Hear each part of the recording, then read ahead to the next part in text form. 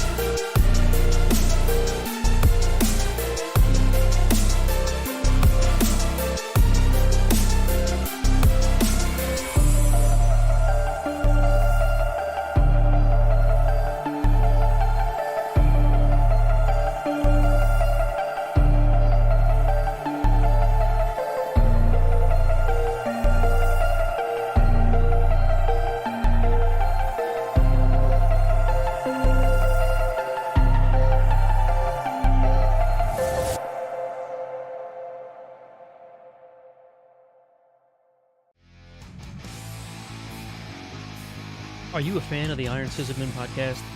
If you are, don't forget you can support the show via Patreon at patreon.com/ironsysadmin. Or you can buy merchandise at teespring.com/stores/ironsysadmin. And thank you.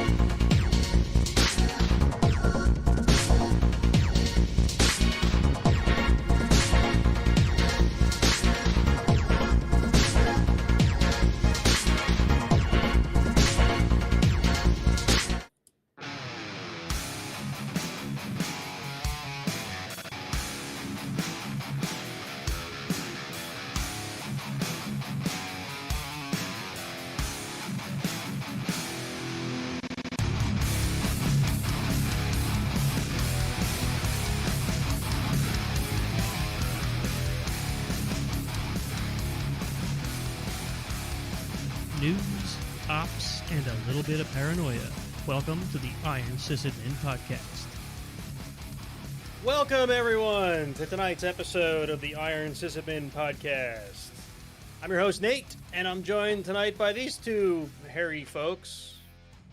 I guess Jason's not as hairy as he once was. No, it's getting there, though. It's getting there. There you go. And I'm warning you, I'm wearing my Arendelle t-shirt, so you know what that means. There'll be plenty of singing. So my wife and I were in New York on Saturday, and we saw not the Lion King. We saw Aladdin. Oh. She had seen it before, and I hadn't. And this little girl behind us, I got engaged in a conversation with her. She was with her mother and her grandmother, and so surprised. She asked me my name. I'm like, well, I'm Mark. And she's like, I'm Elsa. And her grandmother's like, she is not Elsa. But we rolled with it. And there was some Frozen, and we had a good laugh. Yeah. I'll talk to anybody, man.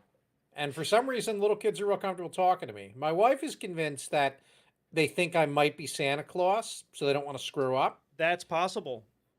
Yeah. Grow the beard a little bit longer, and maybe that would work even more in your favor. And carry around a little Santa hat in your back pocket, just hanging out the back. Could happen. That'd be a great way to go. Kids think you're Santa. That's crazy. All right. So tonight, well, I don't know, Jason, we didn't give you a chance to talk about when you went to New York and had a random conversation with a little girl about Disney characters. Not creepy. You have a story like that? It was totally not creepy. No, I do not have a story like that. Neither do I, to be honest.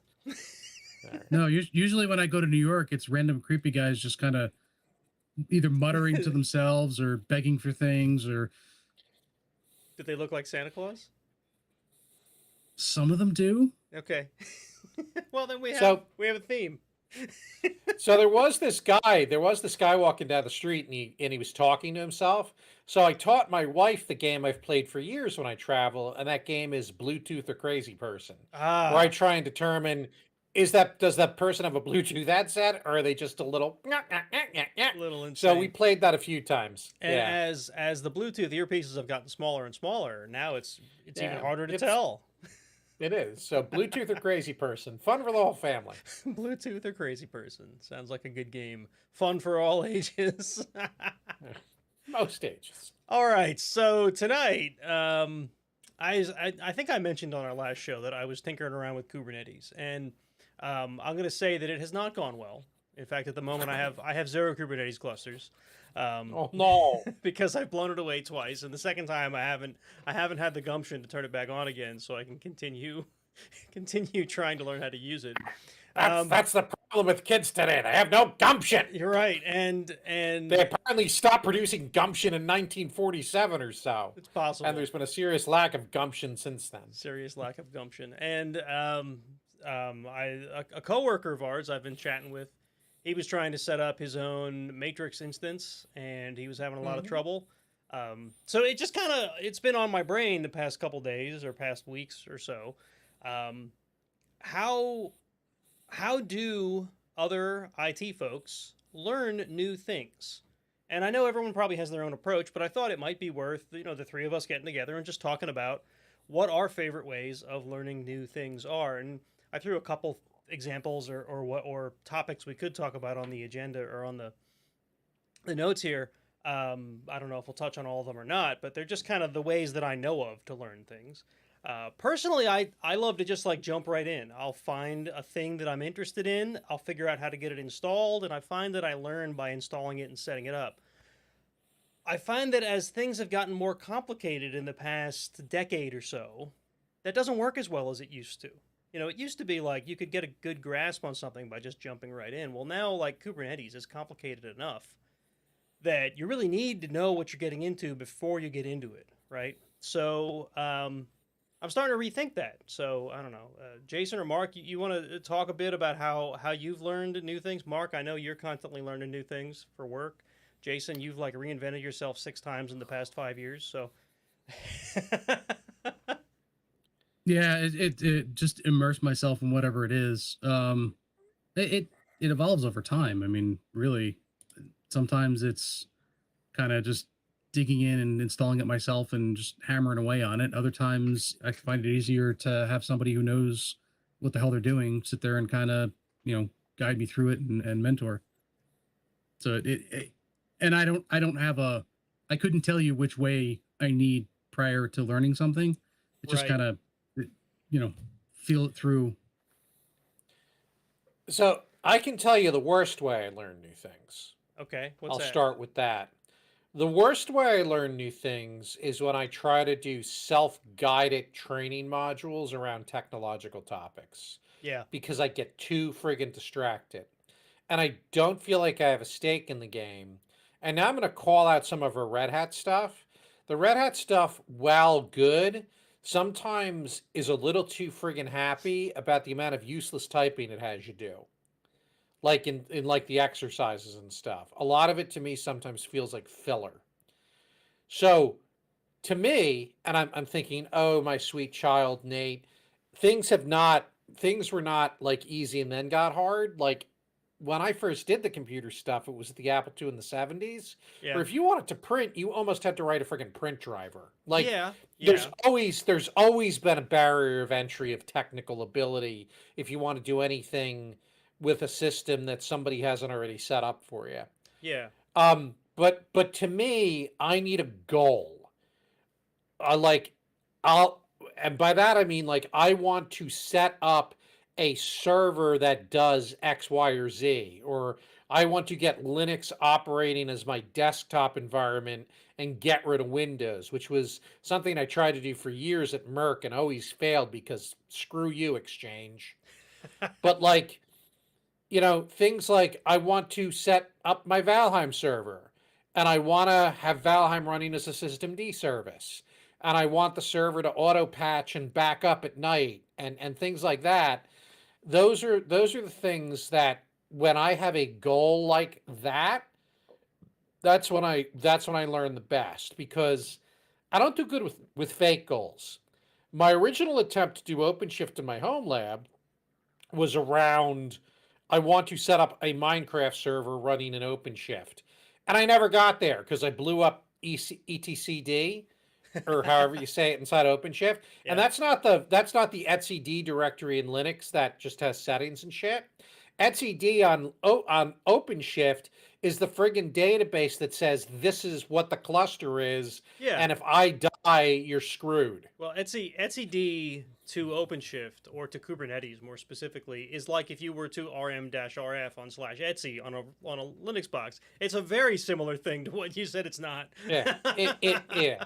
So, well, okay, yeah, in the sense that, but it contains, it's like where the state of the cluster is stored, Yeah, and yeah. there's a certain amount of redundancy, but apparently it can be fragile. Who knew Perry the Platypus?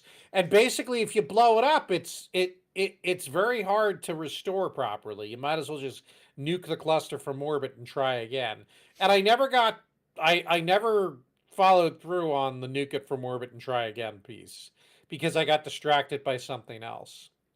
Yeah, right. So I mean that's in my case with the Kubernetes thing, I didn't build Kubernetes from scratch. I built it on DigitalOcean, and it's literally like a one click. It churns out a Kubernetes cluster for you to whatever size you tell it to, right? So that piece is simple, right? I mean that literally you couldn't get much more simple than that. I click some buttons, it gives me a Kubernetes cluster. Simply trying to stand up a service on it is what's had me kind of sideways. And I don't know if it's just the how-tos that I'm reading or if it's because I don't understand the pieces enough. So that's that's kind of my point, right? Um, Yeah. when I first dove into Linux, we'll say, right? I didn't go buy a bunch of books and read them about Linux. I hated reading when I was that age. I was more interested in getting my hands on a keyboard, right? So I bought a book about Linux, and then I basically threw the book away and took the disk from the back of the book and installed it on my machine, right? And that's how I How'd learned that Linux. work out for you? It actually, I mean, What? there was a bit of like head hitting desk situation, just trying to get it installed. It probably took me 6 attempts to get a running system out of that, but each attempt I learned something new, and I ended up with a running Linux system at the end. And then the next thing was, okay, now how do I get a GUI? Because that wasn't easy at the time, right? And I figured that out through lots of trial and error. And then it was, okay, now I got the GUI working. How do I get, this cool window manager I saw online working? And I muddled through that. And that all resulted in read some things, follow some how-tos, do the thing, right? But it was all very hands-on. There was no, I didn't sit down in a recliner with a book about Linux and learn all the things about how to run Linux, right? And I know some people learn that way. I don't. I've never learned that no. way. I like having books. I've got a bunch of books over here. Some of them are O'Reilly books. Some of them are of the same time period as O'Reilly. And I would say that having good reference materials next to you it can be handy.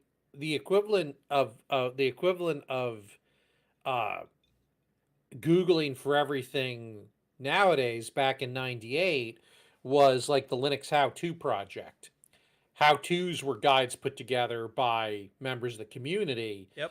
And if you wanted to do something in Linux and you asked in a public forum,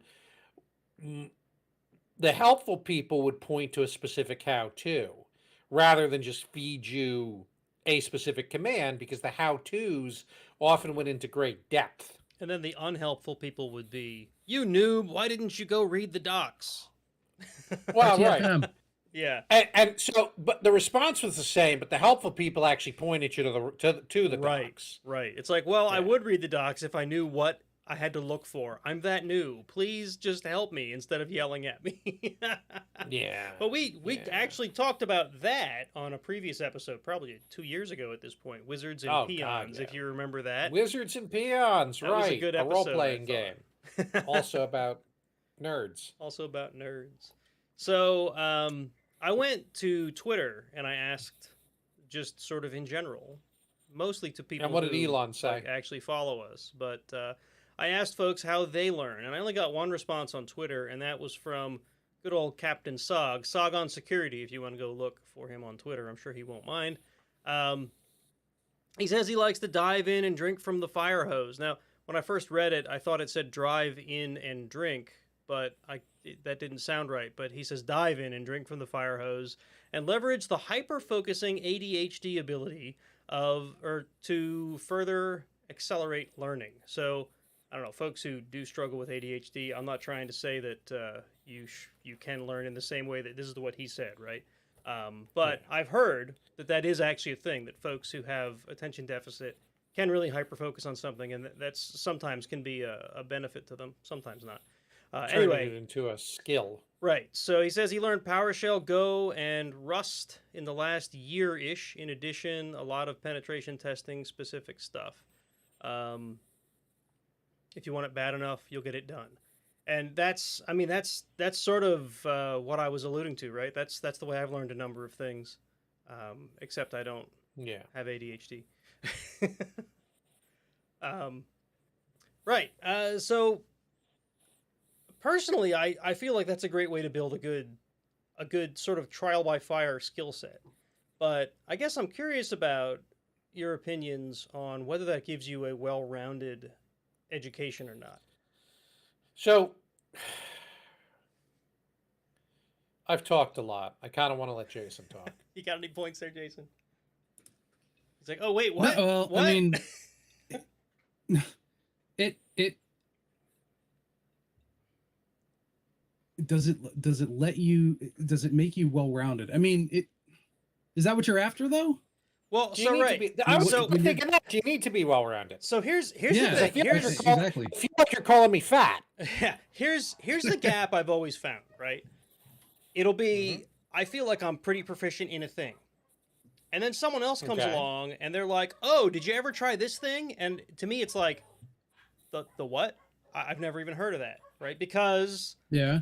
it's a thing that they encountered or they read about or they learned about that I never encountered because my method was I started a thing and I did some stuff with the thing and that stuff never included the thing that they're talking about. And it makes me feel like, wow, I really don't have as much of a grasp of this thing as I thought I did. Right now, these are Yeah, but- topics like you know, like the Linux platform. There's 1.5 billion things you could learn, right? So it's hard to Yeah. expect you'd know them all anyway. Anyway, that's I my think that's example, if you right? if you knew everything there was to know about the thing, I don't know.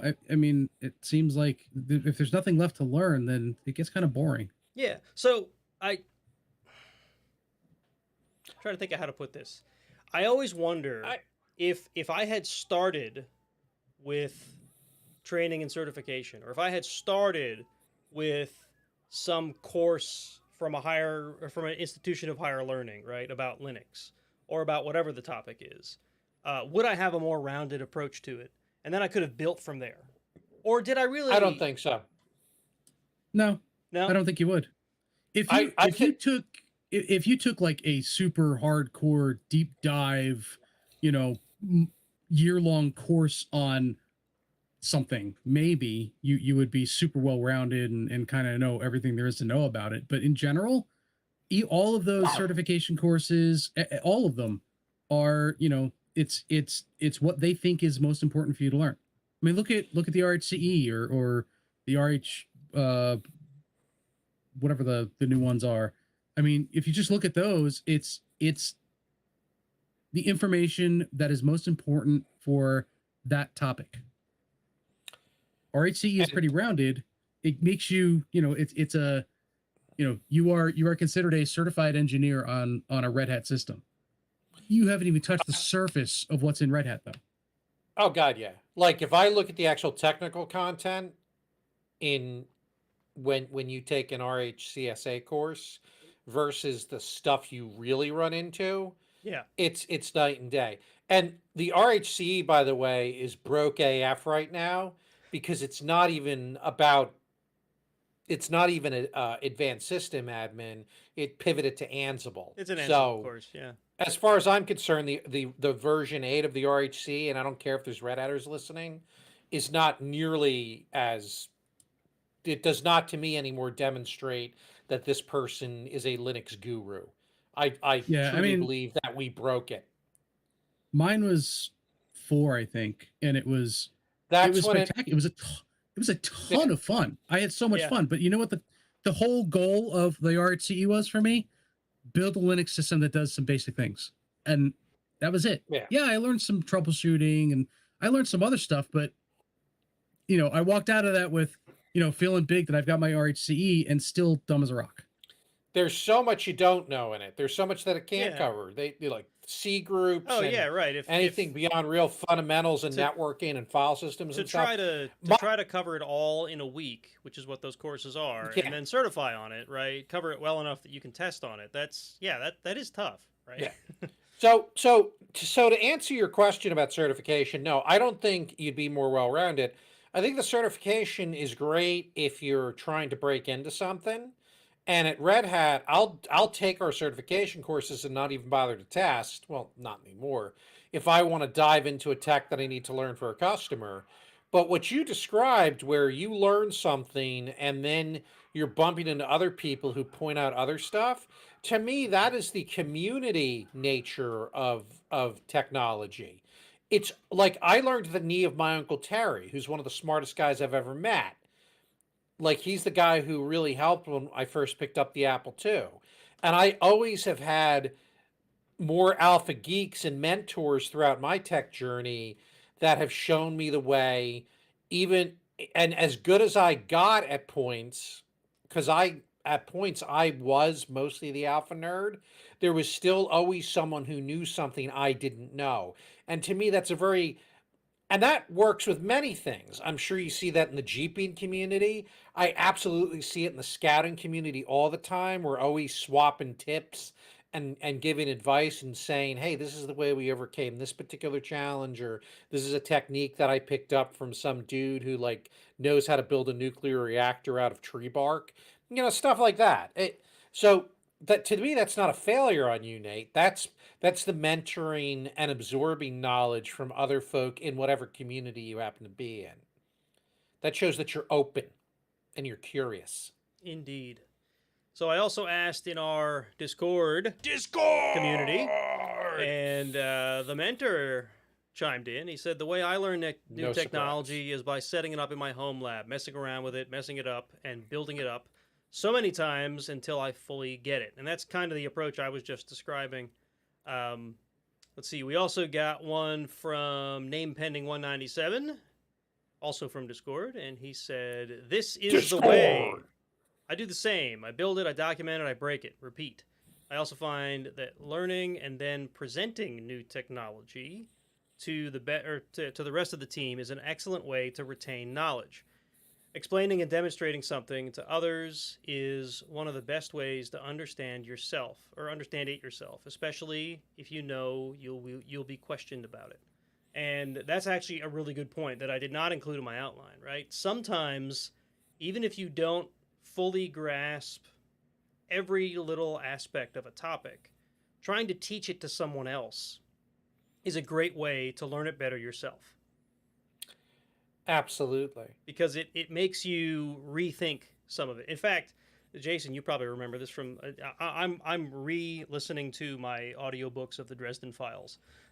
Jim Butcher, the author, calls this out because Harry is now takes on an apprentice somewhere in like the 10th or 11th book, and he says the same thing. He says, I've been forced to rethink a lot of what I thought I already knew about magic, which is what he's teaching her, because I'm now teaching it. And that's a great, I mean, that happens to me all the time. If there's a thing I think I'm good at and I try to present it, then I realize, hey, these are these things I didn't really know about, and that prompts me to go look at them.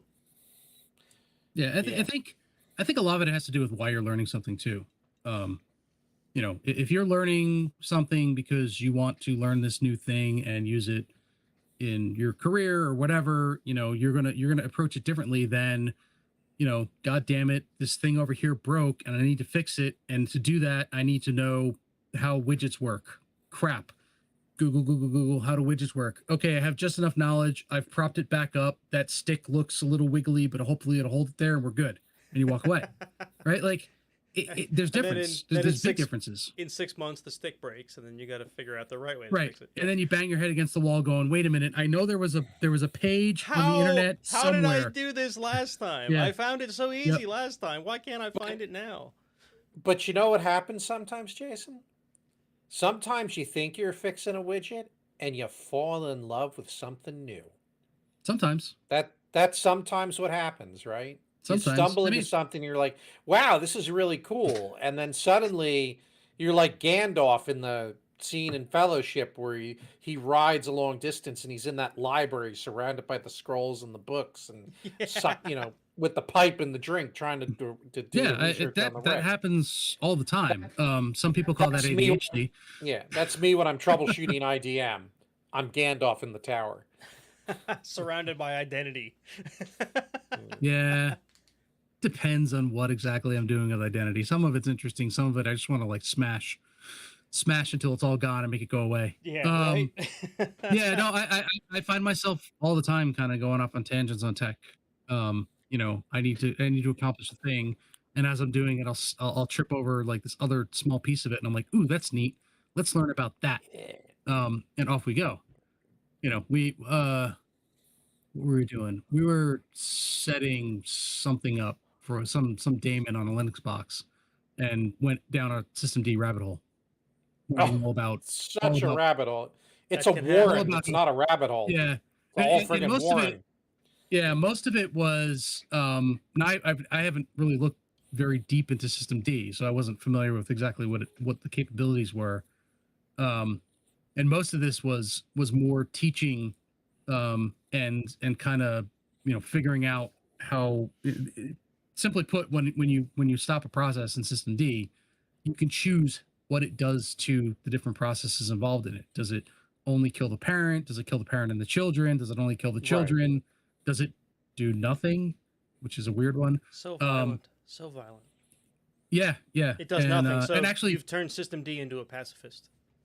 yeah, you can tell System D that the kill mode is nothing, Huh. and it What? will go through What good does all that of do? the functionality, but when it comes to actually stopping, like sending the signal to stop the app, it just doesn't send a signal. So I'm instead, not sure what that's for. instead it just asks nicely. But somebody, no, it probably doesn't do anything. Somebody decided that was necessary for some reason. Yeah, or they Right. decided that even if they can't imagine why it would be necessary, they Yeah. still want it to be an option because It would be somebody good to may have this. someday find a reason for it. Yeah, and the conversation was super interesting because this was somebody who came from the world of Windows, and Yeah. the immediate reaction was, well, why would you don't want to kill a process? That's the wrong way to stop something. Like that's you want it to exit gracefully. Right. And then ensuing discussion was, no, you don't understand. When you send a signal, you use a kill command. It's in the kernel. Like you're just sending a signal to ask it to do something. That signal could be, hey, could you restart, or could you please shut down, or die now, die. Yeah. -9. -9 Yeah. everything. Yes. And equating that back to Windows and saying like, well, when you press the little X on your window, that's actually basically sending a sig term, Windows equivalent. It's sending a kill. Yeah. And then if you go Shut into down. Yeah. if you go into the process manager and terminate it, that's a kill -9. I do remember the days when a window in Windows, clicking in the Windows 3.1 days, it was the little minus sign. You could double click it to kill a thing, or you could go to File Exit, and these weren't always the same thing, right? Like no, they weren't always the Yeah. same thing. right. And nowadays, I don't know, maybe it is, but it No, used to be it's they weren't actually always the same thing. It's still not it's still not the same thing, because if your application is responding to you, you can go File Exit. That's essentially going to send the equivalent of a sig term. Yeah. If your application is responding to you and you hit that little X in the corner, it's roughly the same thing. It's going to send essentially a sig term. However, if your application is not responding and you click the X, Windows will see that it's not responding and basically give you Yeah. the option of sending a sig term, But I mean, if the application is working properly, or a sig kill rather. it's the same thing. Yeah. Right. Yeah. It's just that Basically, I it think goes a there's- step further if it's not responding. Right. Yeah, that makes sense. Yep. Which is all in Yep. an And then we effort got to into- make it more friendly for the user. Yeah. Yeah. Then we got into discussions of how, like, yes, this is the way that the apps on Linux normally work, but you can, in fact, if you would like, intercept those signals and make it do all sorts of wacky things. Wackadoodle. All I Because can tell you Linux- is with System D, if you have SE Linux running, it has strong opinions about where things you execute as a System D service need to live. So if you've Yes. if you write a script that's living in a directory that's not labeled to be executable stuff, like it's in a home directory, Mhm. SE Linux will not allow System D to start that. And it's really not friggin' obvious what's happening to most people. Right. So, pro tip for people listening to this who might be running into that right now. I don't know.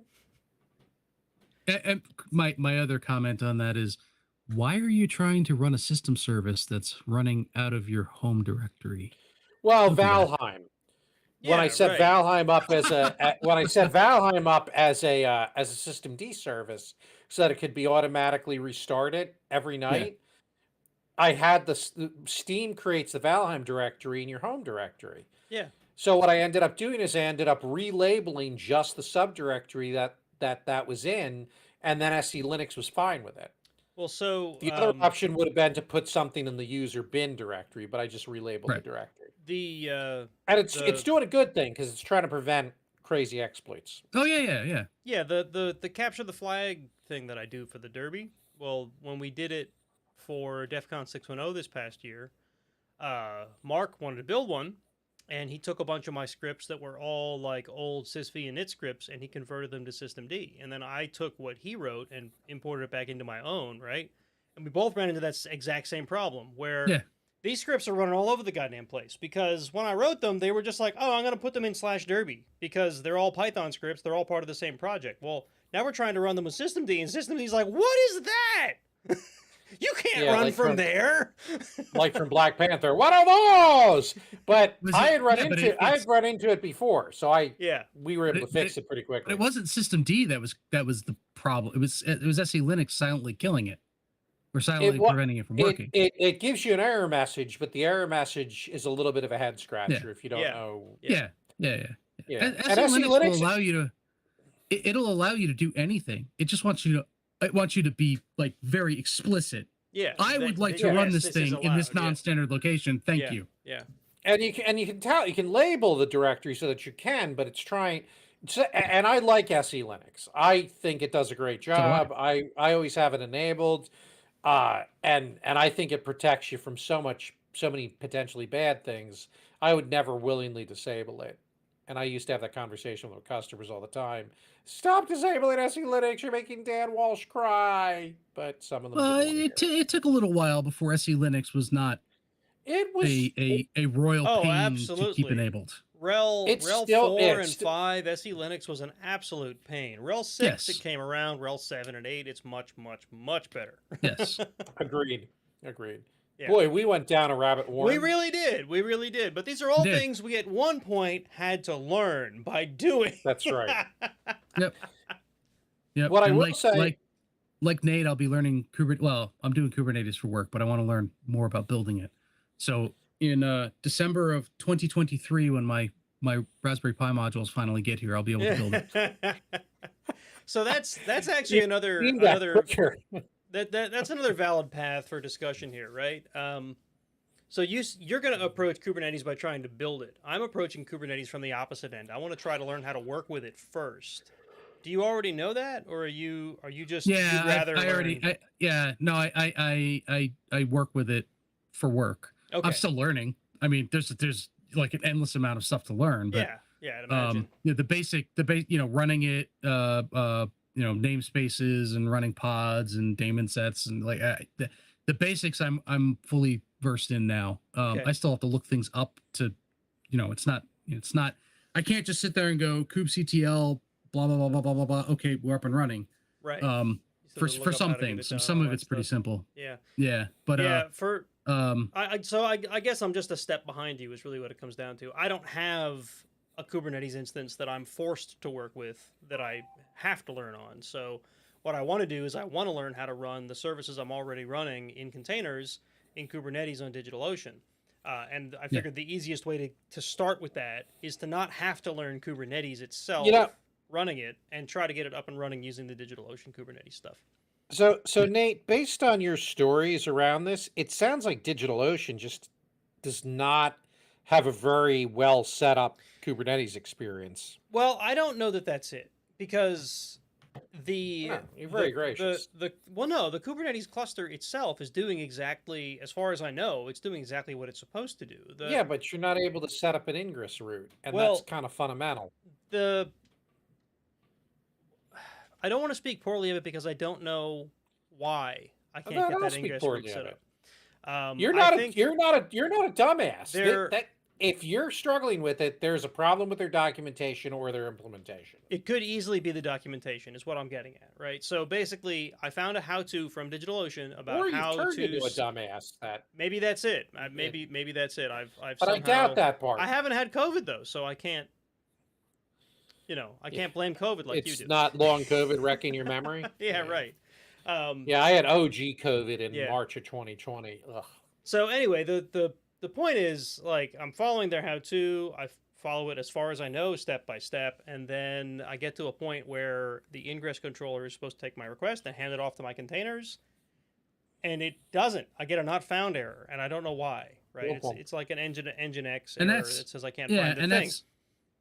that's one of the problems with learning on your own, because now you're stuck at a point where you're like, well, the documentation says it should Right. work and it doesn't. Right. Right. So That's my yeah. point. That's my point. Did I mess something up along the way? And that's why I blew it away and started over again. Well, I started it over again and I got to the same point with the same problem. So I'm like, well, did I do the same thing wrong again? So when I was For the setting record, I up, was trying to drive things back onto the rails. Yeah. That was my sad attempt. so what I can tell you is when I set up my Kubernetes, when I set up OpenShift 3 something 3 dot whatever in my home lab, this is before the plague, so I could go to New York on a regular basis. Yeah. I was super frustrated.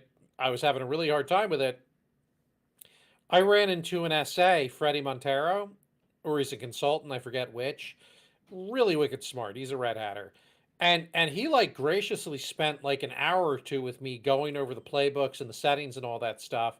And because of him, we got the cluster up. Yeah. Yeah. So well, I mean, I've sometimes got- that second set of eyes and that Yeah. mentoring is really critical to that. I've got a pool of plenty of OpenShift TAMs that are familiar with Kubernetes that I can dive into, and that's my next step, basically. As soon Yeah, as I have yeah. time to deal with that. But anyway, and really, this relates to the topic at hand, right? Sometimes, and as you were alluding to before, the community around you is a great way to learn stuff because you're gonna get in over your head, and then having someone to go to and be like, "Hey, have you run into this?"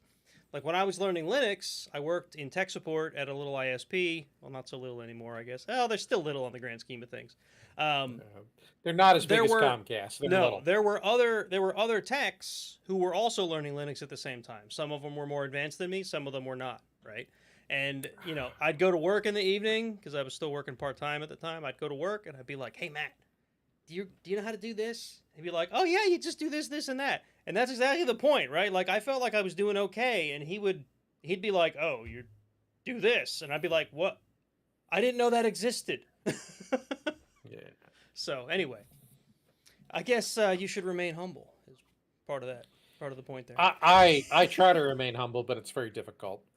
But even the smartest people have something to learn. There's always something to learn. Yep. Yeah. There was a big debate on Twitter, in InfoSec Twitter, a little while ago about the same thing, where it was like, what even is a subject matter expert? Because even SMEs, so-called SMEs, don't know everything there is about that subject. It's almost impossible 'Cause to know there's just everything too about much. something. Here's what I Yes. do know. If you self-label as a thought leader on LinkedIn, you're an asshole. That I will state. Jason, A is looking at his LinkedIn self-identified profile thought right leader is actually not.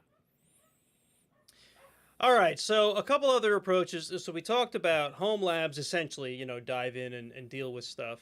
Trial by fire, that's more like I've started a job, right? And that job, while I was qualified for the job, has a technology Sure. I've never touched before. And oh my God, For it your new just customer. it just caught fire. What do I do, right? I've had plenty of that in my career too. Not so much today, because it's usually when I have to learn a thing, it's not because it's on fire. It's because I've been asked a question, which is not usually when it's on fire. Although it could be.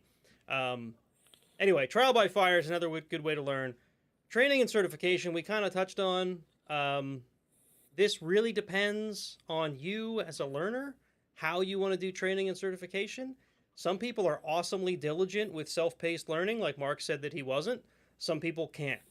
I have trouble with self-paced learning. I always get distracted by something that seems quote-unquote more important, even though learning the new skill is actually very important, especially in a position like I hold. but some people are great at it. Other people need something that's a little more structured, and like online learning with instructor leadership or an in-person class. Personally, I find in-person classes to be the best way to learn a thing. Even though I love the convenience of self-paced learning, I love the convenience of instructor-led online learning. Nothing compares to locking yourself in a room with a bunch of other students with an instructor that's teaching you a thing. Yeah, agreed. I would not rely on certification as a learning path. I simply wouldn't. I think I'm sure we've had this. I'm sure we've had this discussion many times at this point. But certifications are bullshit. There's a handful in some that cases that they are are bullshit. hard in to other get, but in other cases yeah. they are not. Yeah, I agree. And yes, we Yeah, have had this there- conversation. there are a handful that I respect if you've got them, but the majority of them are garbage, and companies attempt to use them as a way to filter potential candidates. But I know far too many people who have what are considered pretty high-end certificates and couldn't actually answer any questions. They're good at taking tests. Yeah. That's it. That's Oh, all there yeah. is to it. Yeah, and especially in this industry, realistically, there are a lot of people like me that may display a lot of technical prowess, are terrible at taking tests. I've always been bad at it. Right. It's And not a good besides thing. which, Not a thing I'm good at, unless it's a You- practical using- exam.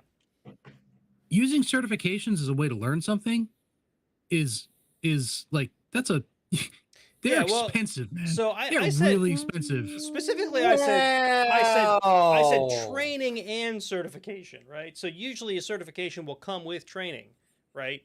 Maybe you take the Yeah. training and not the cert, but the training is Right, still but valid. those certification trainings going through a place that is like for like I can't even remember the names of the places anymore because I don't even deal with them. But those are like $3,000, $4,000, $5,000 courses. Like Could they're be, yeah. stupid. Whereas you can find stuff online that's interactive that somebody is teaching for far less. Yeah. And get a much better grasp even- on what you're learning. Even for free, right? I've started looking at Yeah, even for free. There's a site called Kubernetes by Example, which Yep. is what I've been going through to try to learn Kubernetes better before I rebuild that cluster. Although the quote by example part means you need a Kubernetes cluster to tinker with, so I'm probably going to have to do that first. But anyway, Yeah, there's a- it's as far as I know 100% free. I haven't run into anything asking me for my credit card yet. Yeah, YouTube has tons of good stuff. Yeah. Matter of fact, if I find there's a really good Kubernetes YouTube video. If I find it, I'll send it to you because it basically goes over the concept of every single part of Kubernetes Oh, that's cool. really well. That's cool. But yeah, so I guess when I say training and certification, I don't necessarily mean the $10,000 training courses. I would consider the things we just discussed as training. It's just not as formal. No? I mean, self-paced training through a website that I found is still training. Yeah. But that's minus the cert. Yeah, right. Yeah, I didn't mean them to be exclusively together. I meant training and Oh, that's certification. fair. Not training with certification. Training plus certification. Anyway, let's see what else. Reading. I mean, I said before that I'm not a big sit down and read things. I did learn my first programming / scripting language that way. Perl. Is Mark playing a video game? No, I just Oh, it was your phone. got there's some messages from the crew. I'll turn this to silent. Okay. Anyway, Perl. We have a I camping learned trip this weekend. I learned Perl by literally sitting down with a book. I think it was the Learning Perl book, in fact, the O'Reilly Learning book. Perl, I think, is on my shelf. Yeah, I've got it here somewhere. I literally sat down and read it. I got about halfway through the book before I even touched the interpreter, before I even sat down at a command line and started typing in Perl. Because I tried it the other way, which is my normal way of learning things. I jumped into the interpreter, started writing scripts. I didn't understand a damn thing I was doing. So I decided this was probably the right way to go. We have a visitor. It probably was. Anyway, Yeah, away! and that worked out What pretty well. are you doing in my swamp? Donkey. Donkey! Anyway, let's see, and that's pretty Gonna much give all. you a smack bottom. That's all the points that I had in the list. Are there any other ways to learn a thing that we haven't talked about? We got trial by fire, we got trading and certification, we got home labs, we got reading. What else? Kind of waiting for the Matrix style, just like Just jack it in. push a button. I know martial kung arts. fu. I know kung fu. Show me. Or is it prove it? Then Oh, learn show me. to fly a helicopter but just uploading that. That Yeah, was cool. right. Yeah. Sadly, we can't do that yet. Someday we'll be there, and that may be a scary day. Yeah. Can't wait. Although then maybe the folks that are on social media claiming to be experts about immunotherapies or biology or whatever might actually be experts on it because they actually learned it by jacking in. Unlikely. No. Because what'll happen is you'll just have a bunch of people who put out bullshit tutorials and learning modules, and they'll Yeah, jack right. those into their head, Right. and they'll be even more adamant about what they think they know Yeah, before because they end up learned it killing that way. themselves. Or they'll misinterpret what they've learned. That's the more likely thing. Yeah. I mean, that's an interesting question. If you learn something by it being flooded into your head like that, basically just mapped to your brain, can you misinterpret it? How does the brain store something like that? It's a good question. I don't know. If it was Hold on, let me- purely like Let me go like watch here's the a text of this thing, I guess you could. But Let me- if it was let me go watch a YouTube something you've video learned. on neurology, and then I'll give you my expert opinion. Okay. Because good idea, there's good always, idea. because with many things there's always interpretation involved. Right. You can look at hard mathematical equations.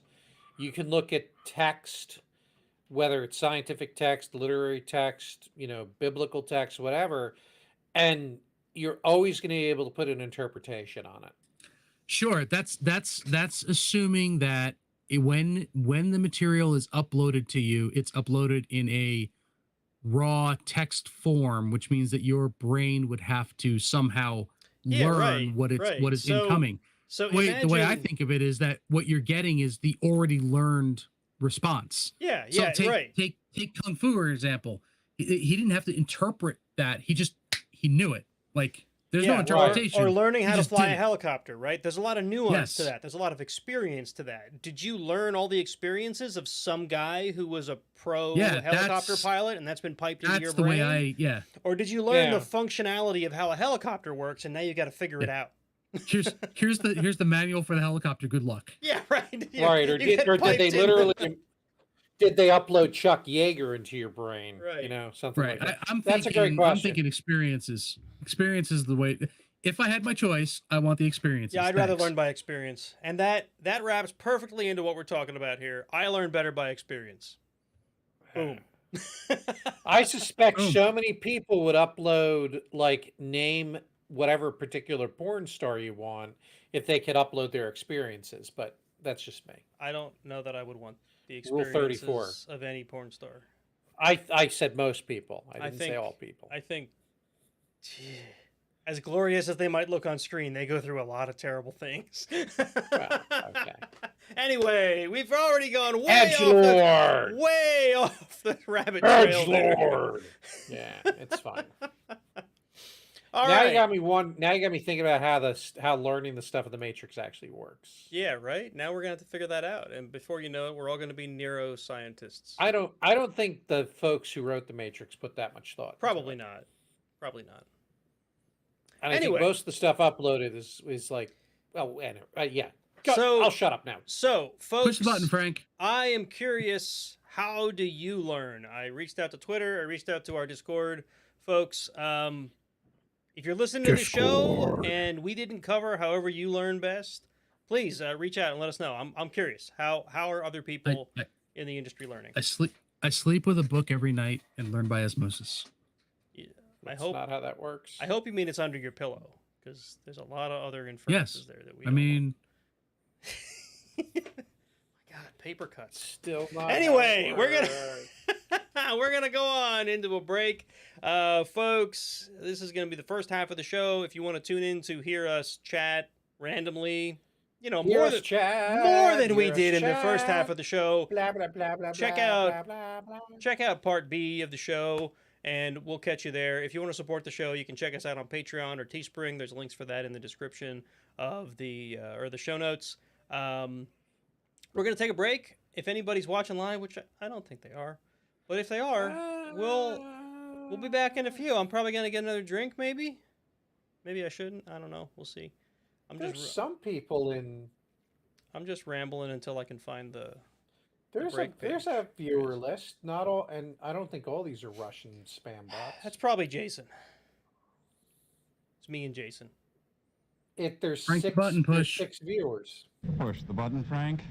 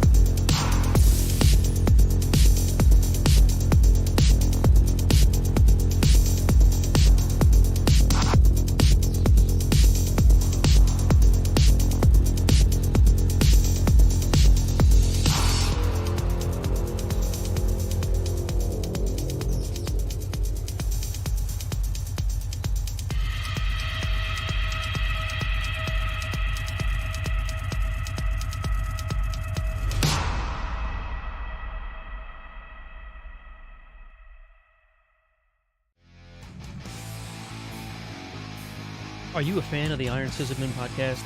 If you are, don't forget you can support the show via Patreon at patreon.com/ironsysadmin.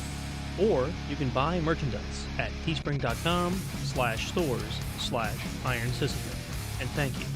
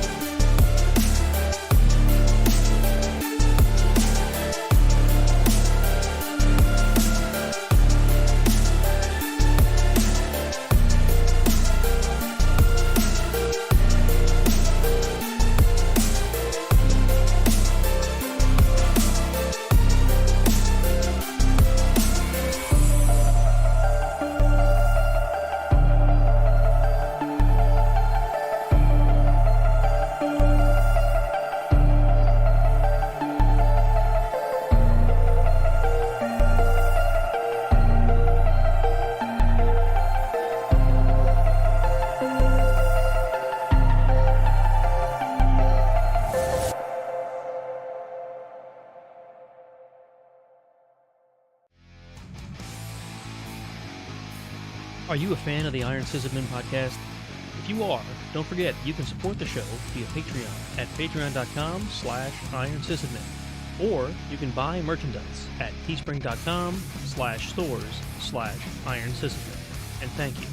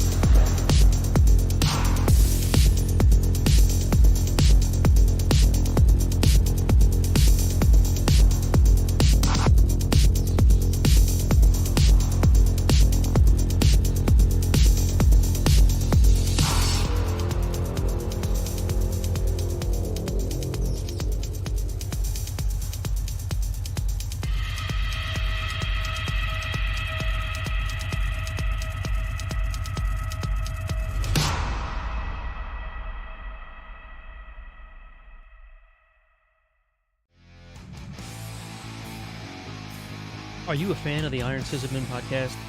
If you are, don't forget you can support the show via Patreon at patreon.com/IronSysadmin.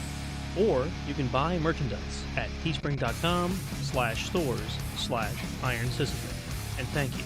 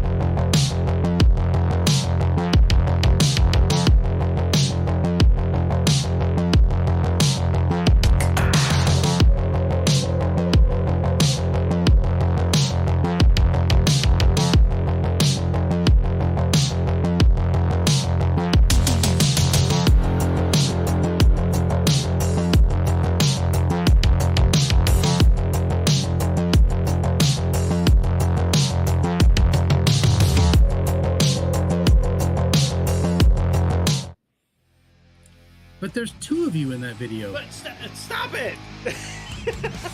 Stop what? I wanted to talk over the intro to make it all screwed up. Stop talking over the intro. I don't. It's okay. I can totally fix that in post. I don't think there's 2 of me. Let me see. I might have a summons with me. Interesting. No, All no, right. there were 2 characters. So, in case you guys are completely lost as to what Mark and Jason are talking about, they're talking about Elden Ring. But welcome back to the second part of the show. Spirit Caller Snail. The snail. We're Oh talking about the yeah, snail. believe it or not, completely- the snail was being a royal pain in the ass, and I summoned another player to help. I've totally Oh, lost see, control. he's doing it on his own. I've lost control of the show.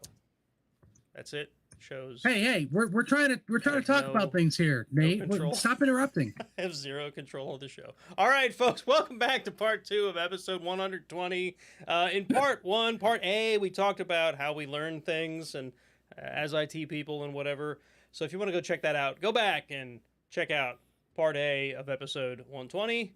But we're going to banter about really God knows what in this part of the show. But first, we're going to go through our announcements.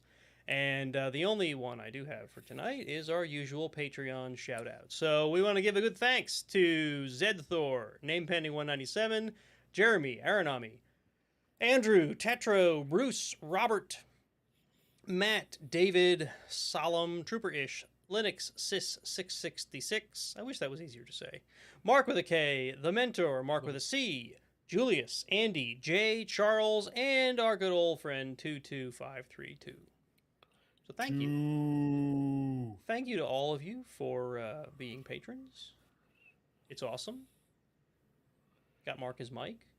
Got me my mixer. Sorry, Jason. Yeah. What should we buy you? We can get you, I don't know, some sunglasses? Or, He wears his don't know. sunglasses at night. We can- so- Apparently, Yeah, I need a copy of Elden Ring. You do need a copy of Elden does Ring. that benefit the podcast somehow? Should we buy Jason a copy of Elden Ring with the podcast funds? It could. Look, all I know is that we talked about Elden Ring on the podcast previously. Therefore, we can Therefore, it's we can related. claim it on our taxes. I think that's how that works, right? Is this how your expense I mean- reports go for work? The IRS might have a word, but I mean, What sure. expense reports? In order to have expense reports, you have to go places. Yeah, good I point. would like to Oh. expense. Good I would like to point. expense my breakfast and the laundry detergent so that I could wear clean clothes at work in my basement. But you don't really need to wear clean clothes for work. I mean, no one can smell you. As long as they're not I stained, could smell it's me. fine. Yeah, but they don't care about that.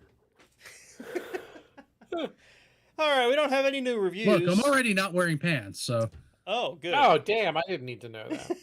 But you won't. You won't know it's a unless he, podcast unless on a he video. stands Like, up. Unless he stands is up. normal. You Yeah. won't know. here, look. No, don't stand up. Stand up. No, don't do that. All right, so that was pretty much all the announcements we had. Any other announcements that I'm missing here? I don't think so. I don't think we're missing anything. We're good.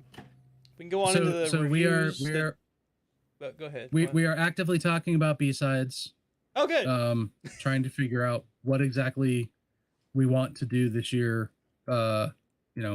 Whether we're gonna have it in person or it's gonna be virtual again. So hopefully we will have an answer for that in the next couple weeks. DEF CON 610 is next week. If anybody's in the Lehigh Valley area and wants to come out to Two Rivers Brewing and have a peanut butter burger, talk about information security and Peanut lockpicking and butter. whatever. Have some talks lined up if I remember correctly. I don't know. Those peanut butter burgers are badass. They really are They're good. They are good. so good. And the underrated bacon chop salad. The poutine is also very good. Yes, the I have poutine yet to is find the good. shitty food there. I really, really miss. They had kicked up mac and cheese, which was like mac and cheese with Kick it. salami, not salami. What the hell's the word I'm looking for? Kielbasi. Cut up kielbasi in it, and a lot other things. I don't know what else was in it, but it was Wait, awesome, what? and it's gone now. What?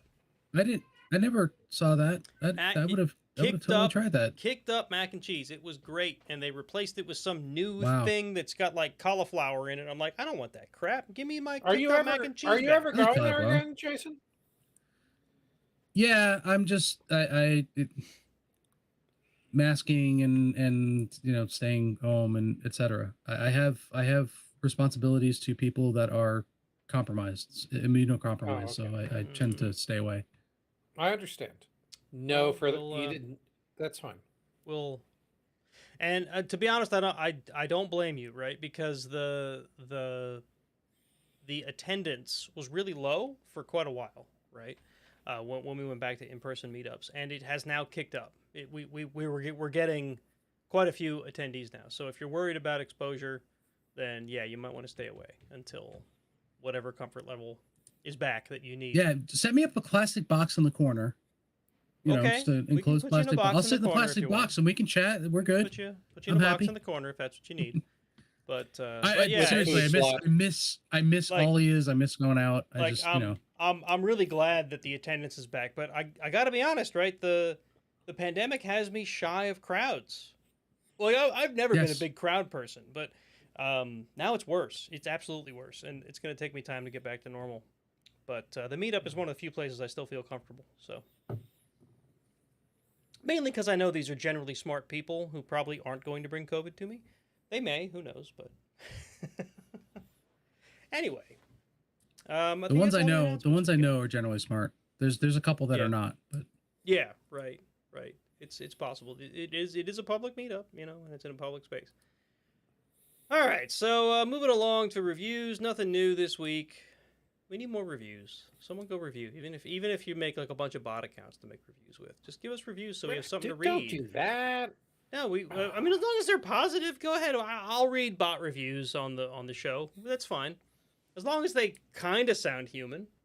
I just need Nobody something wants to that. read when we're talking about reviews. Anyway, I guess we'll move on into the chat then, huh? chat.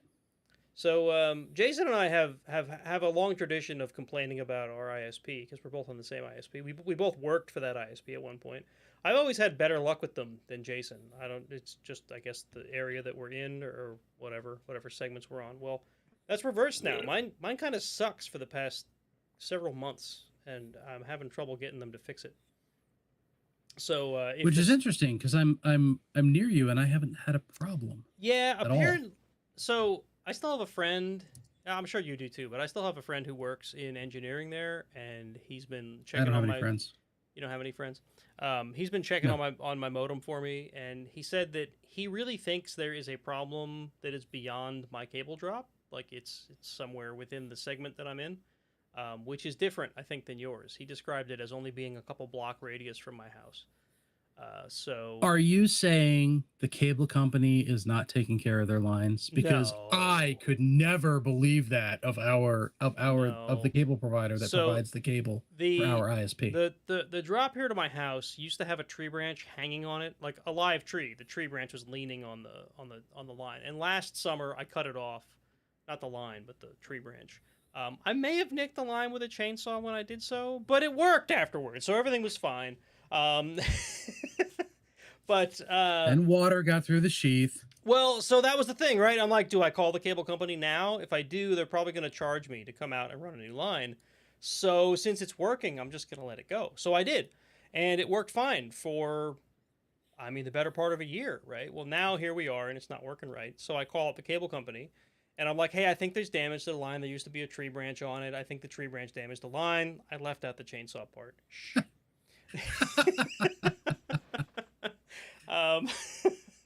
So they came out and replaced my line, and it wasn't any better. In fact, I would argue it might have been worse afterward. So I called them back and I said, hey, the guy came out, he replaced the line, and I don't know if is there a bad crimp? I don't know. Whatever. It's not any better. So they came out and they tested my line again, which the guy did before he left, and they're like, oh look, it's perfect. Let's replace your modem. The modem you paid for just a year ago. We're going to replace it with a leased modem. No, you can't buy them anymore. We have to lease them to you. It's the only way we do it now. But here's your leased modem. The leased modem isn't any better. Surprise! Than the one I bought, because the old modem was probably fine. It wasn't even all that old. It was possible that by nicking the line with the chainsaw, I somehow shorted something in the radio of the modem, but it worked for a year, right? So, anyway, I'm about to send the leased modem back to them and say, this didn't help. L modem back on. But they kind of have you over a barrel then because they have to register the modem, Jason, as you know. They have to register the modem, so you can't Yep. just plug any old modem in. So I can't switch back without calling them. And if I remember correctly, they explicitly forbid modems that are not supplied by them. That's possible. So, yes, They didn't used you to. may be They might screwed. they might now though. Well, no, this modem I bought from them. The one that I bought, right? The leased one is of course from them. The old one had 2 ports on the back of it. The new one only has 1, which is kind of frustrating. As I was going to plug a Raspberry Pi into the second port and run like SmokePing or something so that I'd have statistics right at the modem so they can't go, "Oh, this is your network." Well, guess what? There's no second Ethernet port now, so I can't do that. Assholes. I mean, If only Yeah, they always somebody want- created a device for something like that. oh yeah. Well, currently I have it. I have I have 3 ports on my switch zoned together or VLAN together. Zoning is a fiber channel thing, not an Ethernet thing, right? But for some reason the Raspberry Pi won't come online on that. I haven't figured out why yet. So I'm gonna try a dumber switch. I have one here, but I can't find the power supply to it. So once I figure that out, I'll try that. But yeah, so that's it won't that's come my online. It frustrations. won't come online because they've cached an old MAC address and it never expired, and therefore the Raspberry Pi can't get an IP. That's possible. That's possible. I want to rule out the switch because, again, my friend who works in engineering says that he's had problems for some reason with managed switches behind the cable modems when trying to dole out 2 IPs. And I don't know if he didn't really give me any specifics as to why. It doesn't really make sense to me that you wouldn't be able to do that. But I don't know. I have this little Netgear switch here, which will do the job. So I was going to try it, and I just need to find the damn power brick for it. So I don't know where the hell I put it. But anyway, that's the fun I'm having with my ISP at the moment. And That doesn't sound fun. no, it's really not fun. No. It's not fun. However, I don't want to jinx it, but things have been pretty good today. I haven't noticed any drops. I don't know what the stream looks like, but I haven't gotten any alerts And there goes the from... internet. Yeah, it's going to die right now. You said I something. said something about it. But anyway, yeah, that's that. I bought Elden Ring because Fun. Mark's been talking about it endlessly for the past month and a half, maybe. Great. I am the only person on planet Earth not to own this game. Sorry. Well, if the listeners That's vote okay. that we can use podcast money to buy you Elden Ring, maybe we will. No. No. Buy stuff for the podcast. I've only played about 30 minutes of it. Last night I was going to do a live stream where Mark was going to heckle me while I learned to play Elden Ring. But I really was looking forward to that too. I was busy fighting with the cable modem, and then when I gave up on that and I decided, you know what, screw it, I'm going to play a little bit of Elden Ring and not bother streaming it. So that's all the Elden Ring I've played so far. About 30 minutes. So- I basically got through the tutorial. as far as I've gotten. Sorry, you had something to say, Mark? So did you get out into the actual open world? Like, did you open Um, the gate to the open world or no? I don't think I've gotten that far. There was the knight you faced during the tutorial. I did that. He's a regular soldier. He's not actually a Well, knight. whatever. The guy with the big sword How and the many helmet. How many attempts did that take? Several. Several. All right. Mainly because I didn't even know how to fight yet. It And was that's like fine. it was like here, kill this guy that's gonna kick your butt several times, and he did. And then they teach you how to fight. Like, oh, thanks a lot. So there's the big ass thing that kills 99.99% of the players before you're even in the tutorial. The big bug thing with Oh yeah, that took me out in like one little attack. I'm just Yeah, like, he dead. Oh he's good, and then the basically- tutorial instigate. starts. Yeah. The tutorial, you jump down the hole and you actually get to kill some pretty placid enemies, if I remember correctly. Yeah. And then you get the soldier who has the big health bar. Yeah. Because that's how you know. So enemies that have that health bar on screen, those are the ones that don't respawn when they're killed. Okay, well that's good because when I finally did kill him, we both landed the death blow at the same moment. So he died and so did I. And So then you probably respawned at the Grace. I you respawned went just through outside of again, him. I and came then- in, he wasn't there. Yes, so Yeah. Yeah. So so you'll find that because when you rest at a state of grace, all non-significant enemies respawn. It lets you farm as well as other things. Oh, that's handy. Yeah, but if you basically the key that something's not coming back when you kill it is it either has a big health bar or it says enemy felled in big text. And I don't think there's very many exceptions to that. Okay. Well, cool. That's good to know. But yeah, that's as much as I play. I have to admit, it if it weren't for your recommendation that this game is awesome, the intro part was actually very frustrating. I may have put it down right there. So what kind of character did you start with? I made a bandit, I think it is. Yeah, a The bandit. the sneaky one? The I one that guess. starts with a bow? He's got a bow and like a Bowie knife. Yeah, so he was my first character too. And you hated it? I re-rolled into the caster guy, the astrologer, I think he Okay. is. So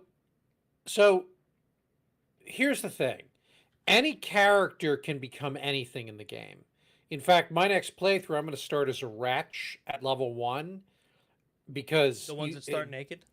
the ones that start naked and all their attributes are at 10.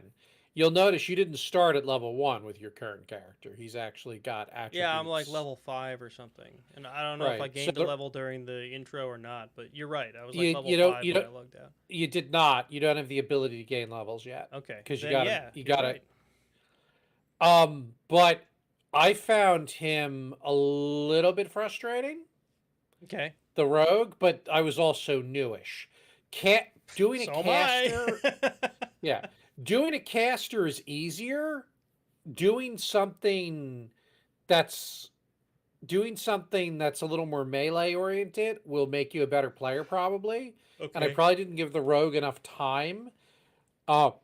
There's also a cool character if you want to make a different one is the samurai.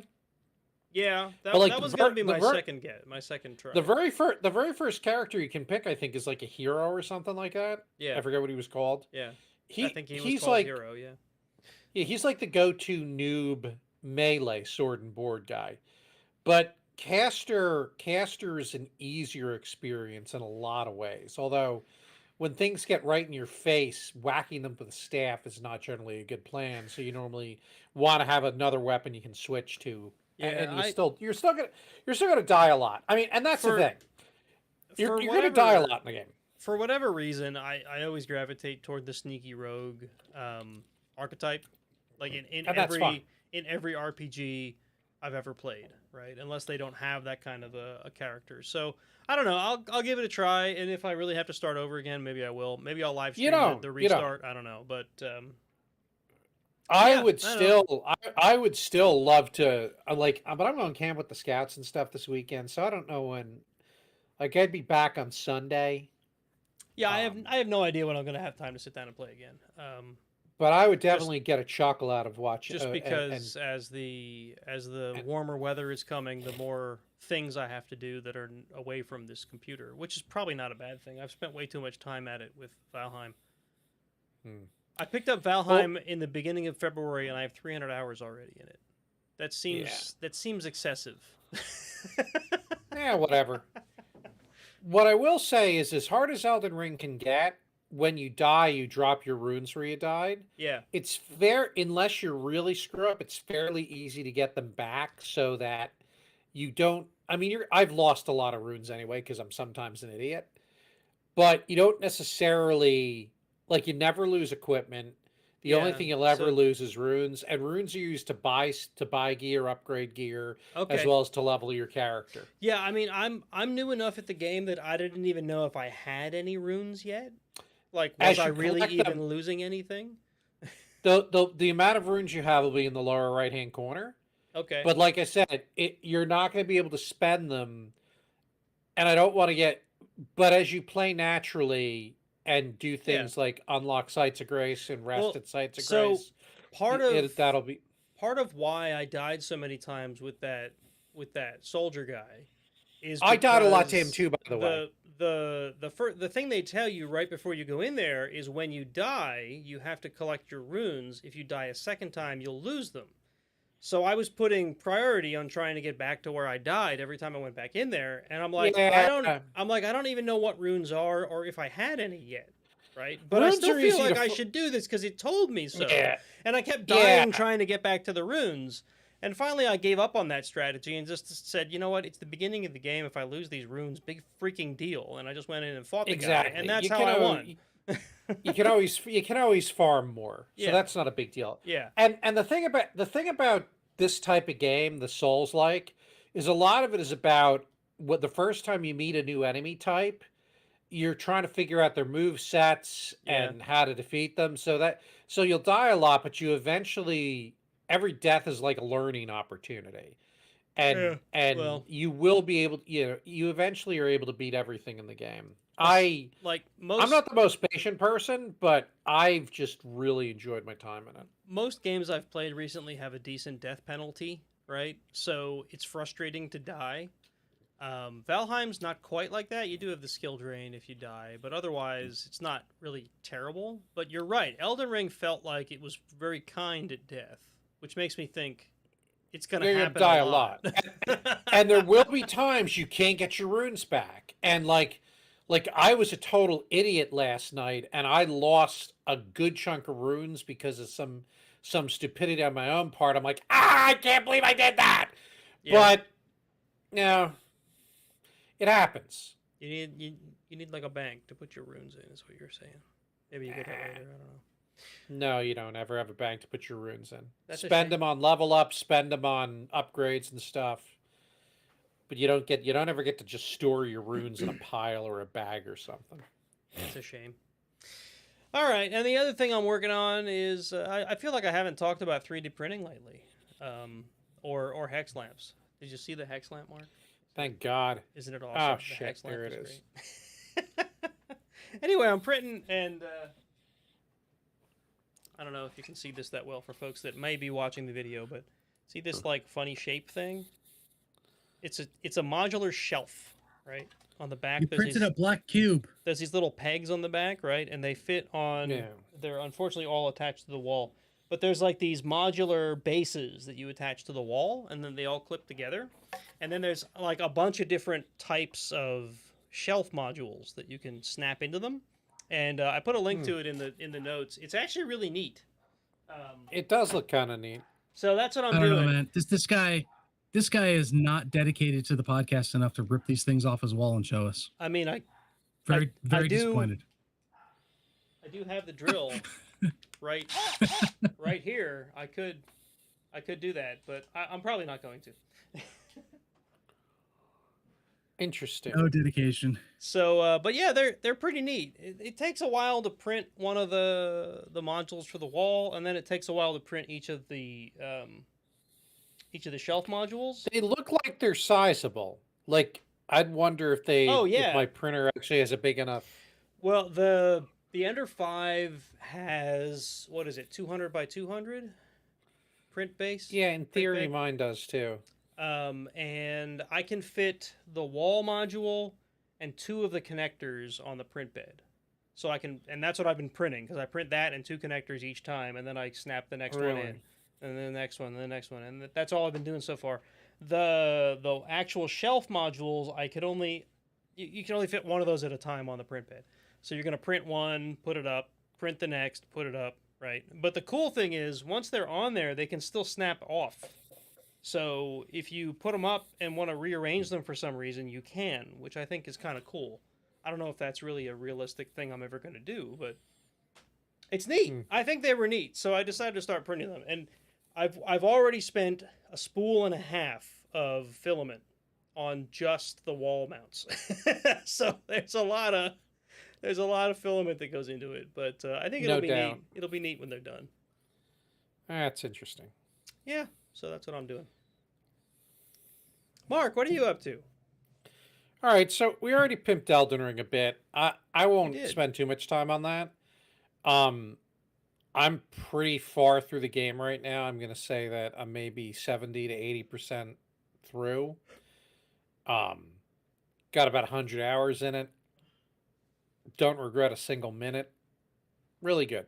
Now you're I also you're playing on PS5, right? PS5, Yeah, correct? I'm playing on PC. Um, Yeah. you were right. I think I didn't even try the keyboard controls when I fired up the game. It just assumed I was going to use the controller, so I figured, all right, I'm just going to use the controller. Use the controller. Yeah, I would not try and play it with keyboard and mouse. I will I've say that. yeah, you said it's not all that great. But the other game that I did pick up recently, my future son-in-law was over. Maggie and Lucas visited us on Easter weekend, Easter Saturday. So I had picked up the new Lego Star Wars game, and we did some couch co-op with that, and I've played through episode 2 so far, and it's kind of fun. My kids used to have the Lego Star Wars on the GameCube, I think, or the Wii, or one of the older consoles. And this is the Skywalker saga, so it's like all 9 movies.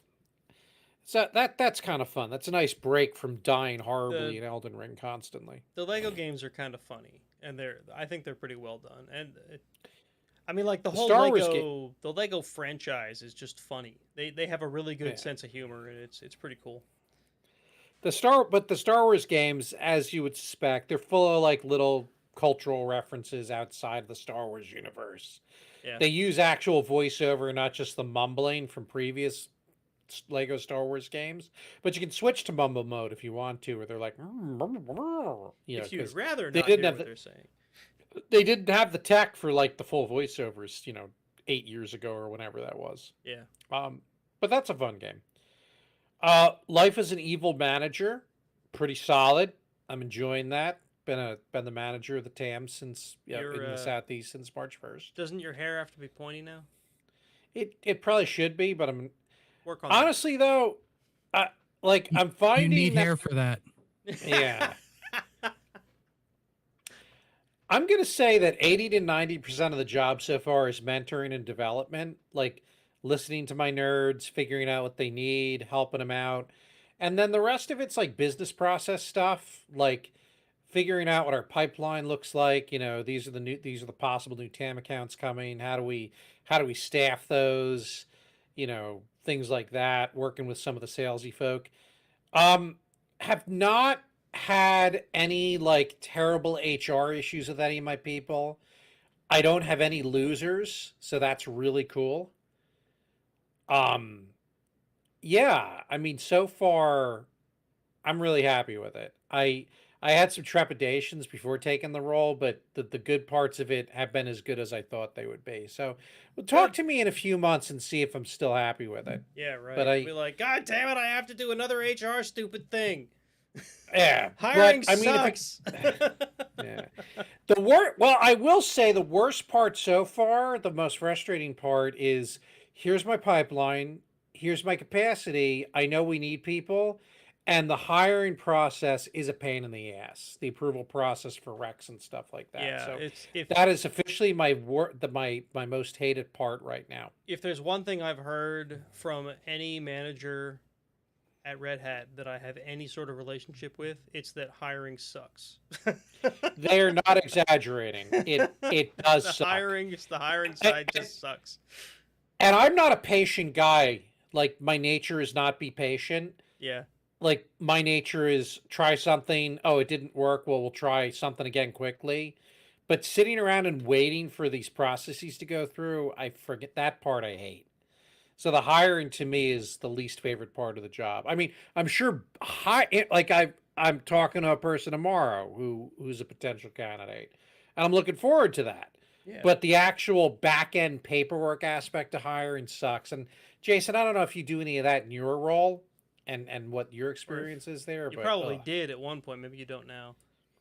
No, I don't now. Now I'm just I'm a grunt. Hmm. Well, I like that part of That- being a grunt. Meaning I grunt a lot. Yeah. Yeah. Why doesn't And this then- work? Grr. And I'm still waiting for my Steam Deck. I'm supposed to get it this quarter, maybe. This quarter, Which, maybe. Which kind of leads to Jason, right? Yeah. Jason's waving something I- around. I have my Steam Deck.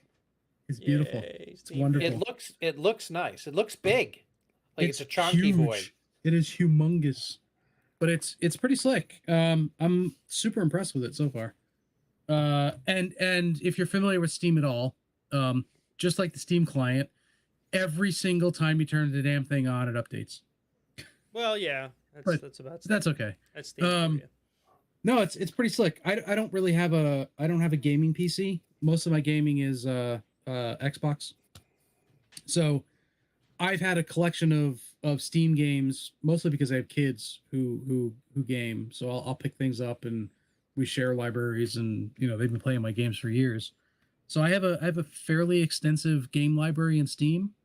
And when this thing came out, the intention was always like, maybe someday I'll get myself a PC, but I don't really have a place to put it, and I don't want to build it, and I don't want Windows.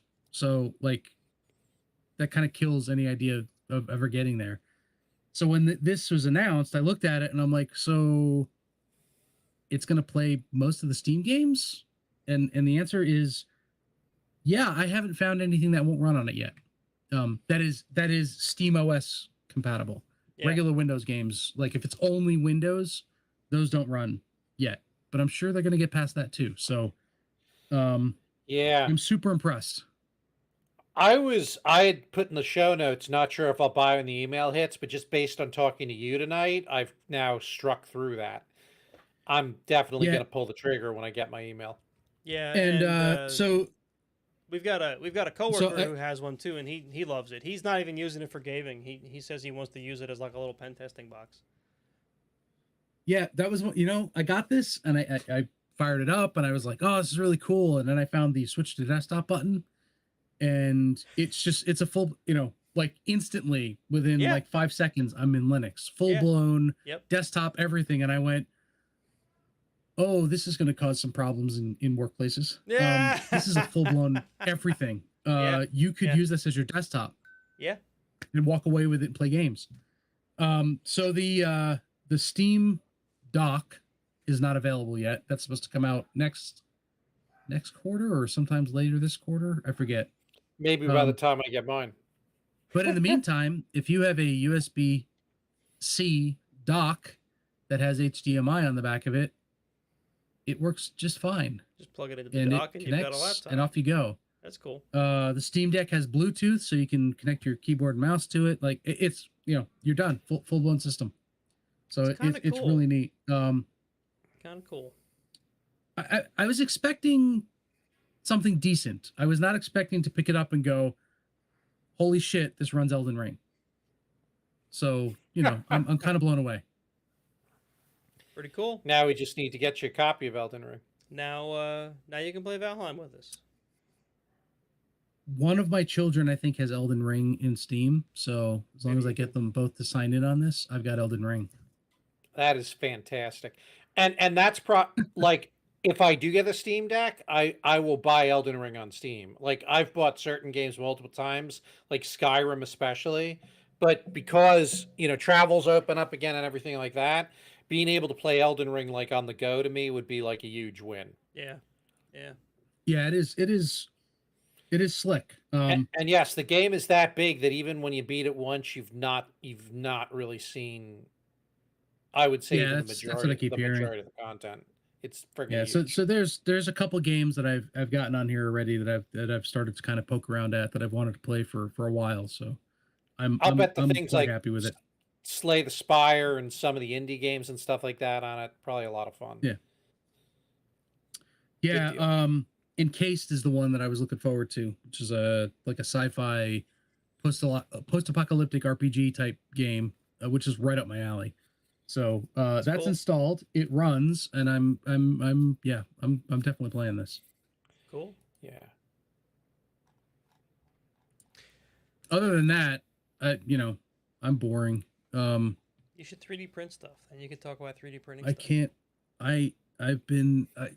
Work has gotten nuts, and I've been so kind of just jumping from thing to thing to thing that I haven't really done a lot of tech stuff. Help my mom move a bunch of stuff around. It's springtime, so we're spring cleaning.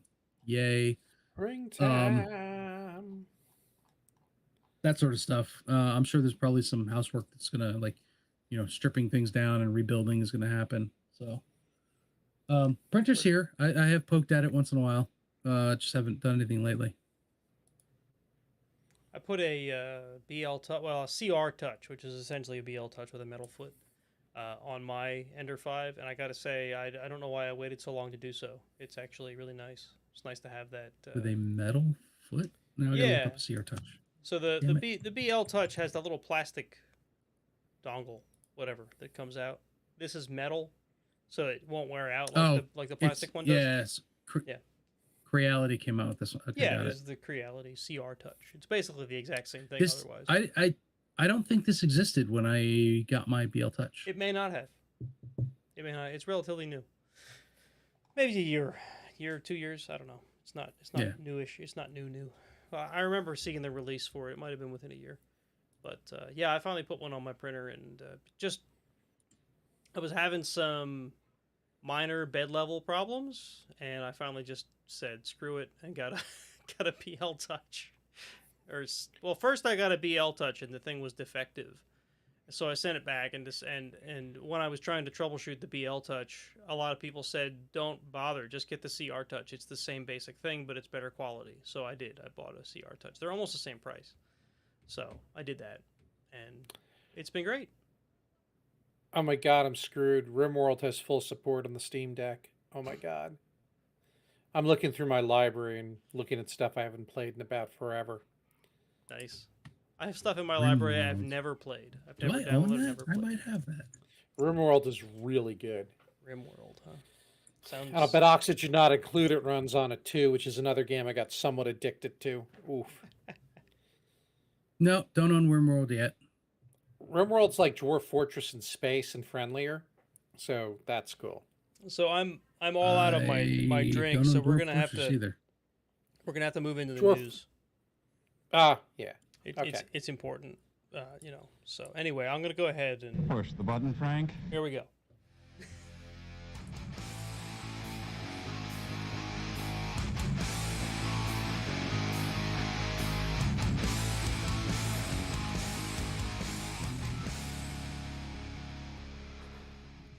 So a thing happened this week. A thing that lots of news outlets are covering, although it sounded like why are we covering this? And that thing is that Elon Musk, so desperate for an edit button on his tweets, spent $44 billion on Nope, never heard Some of car, him. Twitter. some car guy. some car guy with lots Car of guy? money. Yeah. Yeah. Whatever. So yeah, we talked about this I think on our last show that he was that he had announced or whatever, it became public that he owned like 9 million and 9 billion in Twitter or something like that. Yeah, he had bought like 9%. Yeah, that's right, 9% of Twitter. Well, and then in the time since then, there was all kinds of talk about Twitter and things they were doing to try to block Elon Musk from buying it, putting a quote unquote poison pill in their contract, which I don't even know what the hell that means. And then all of a sudden, it's like, oh yeah, Elon Musk bought Twitter. Like, wait, what happened to all the we don't want him to buy Twitter crap? All of a sudden, yes, he bought Twitter. What the hell? So I'd like to do a reenactment of the Twitter buy. Okay. We're not letting him buy Twitter. Wait, I'm sorry. How much? Okay, yeah, here's my wallet. Put the money in the wallet. Yeah. So Elon Musk That's owns pretty much Twitter. it. Now here's Well, no, he doesn't. No, he doesn't own it yet. Okay, he has, will. The deal has been approved by Twitter. It still has to go through a bunch of other stuff before the deal can actually go through. And to be clear, that's not Elon's 44 billion. That's Elon with funding from other stuff, 44 billion. So Okay. I know everybody likes to say that Elon's going to own Twitter, but I think it's a little bit more complicated than that. I mean, Sure. it always is, right? When you're talking about billions of dollars, right? Most people don't walk around with billions of dollars in their back pocket. Elon Musk might, but I mean, other people don't, but I do. so You have really big pockets in these pants. if you've been under a rock and haven't heard much about the Elon Musk tribulations around Twitter.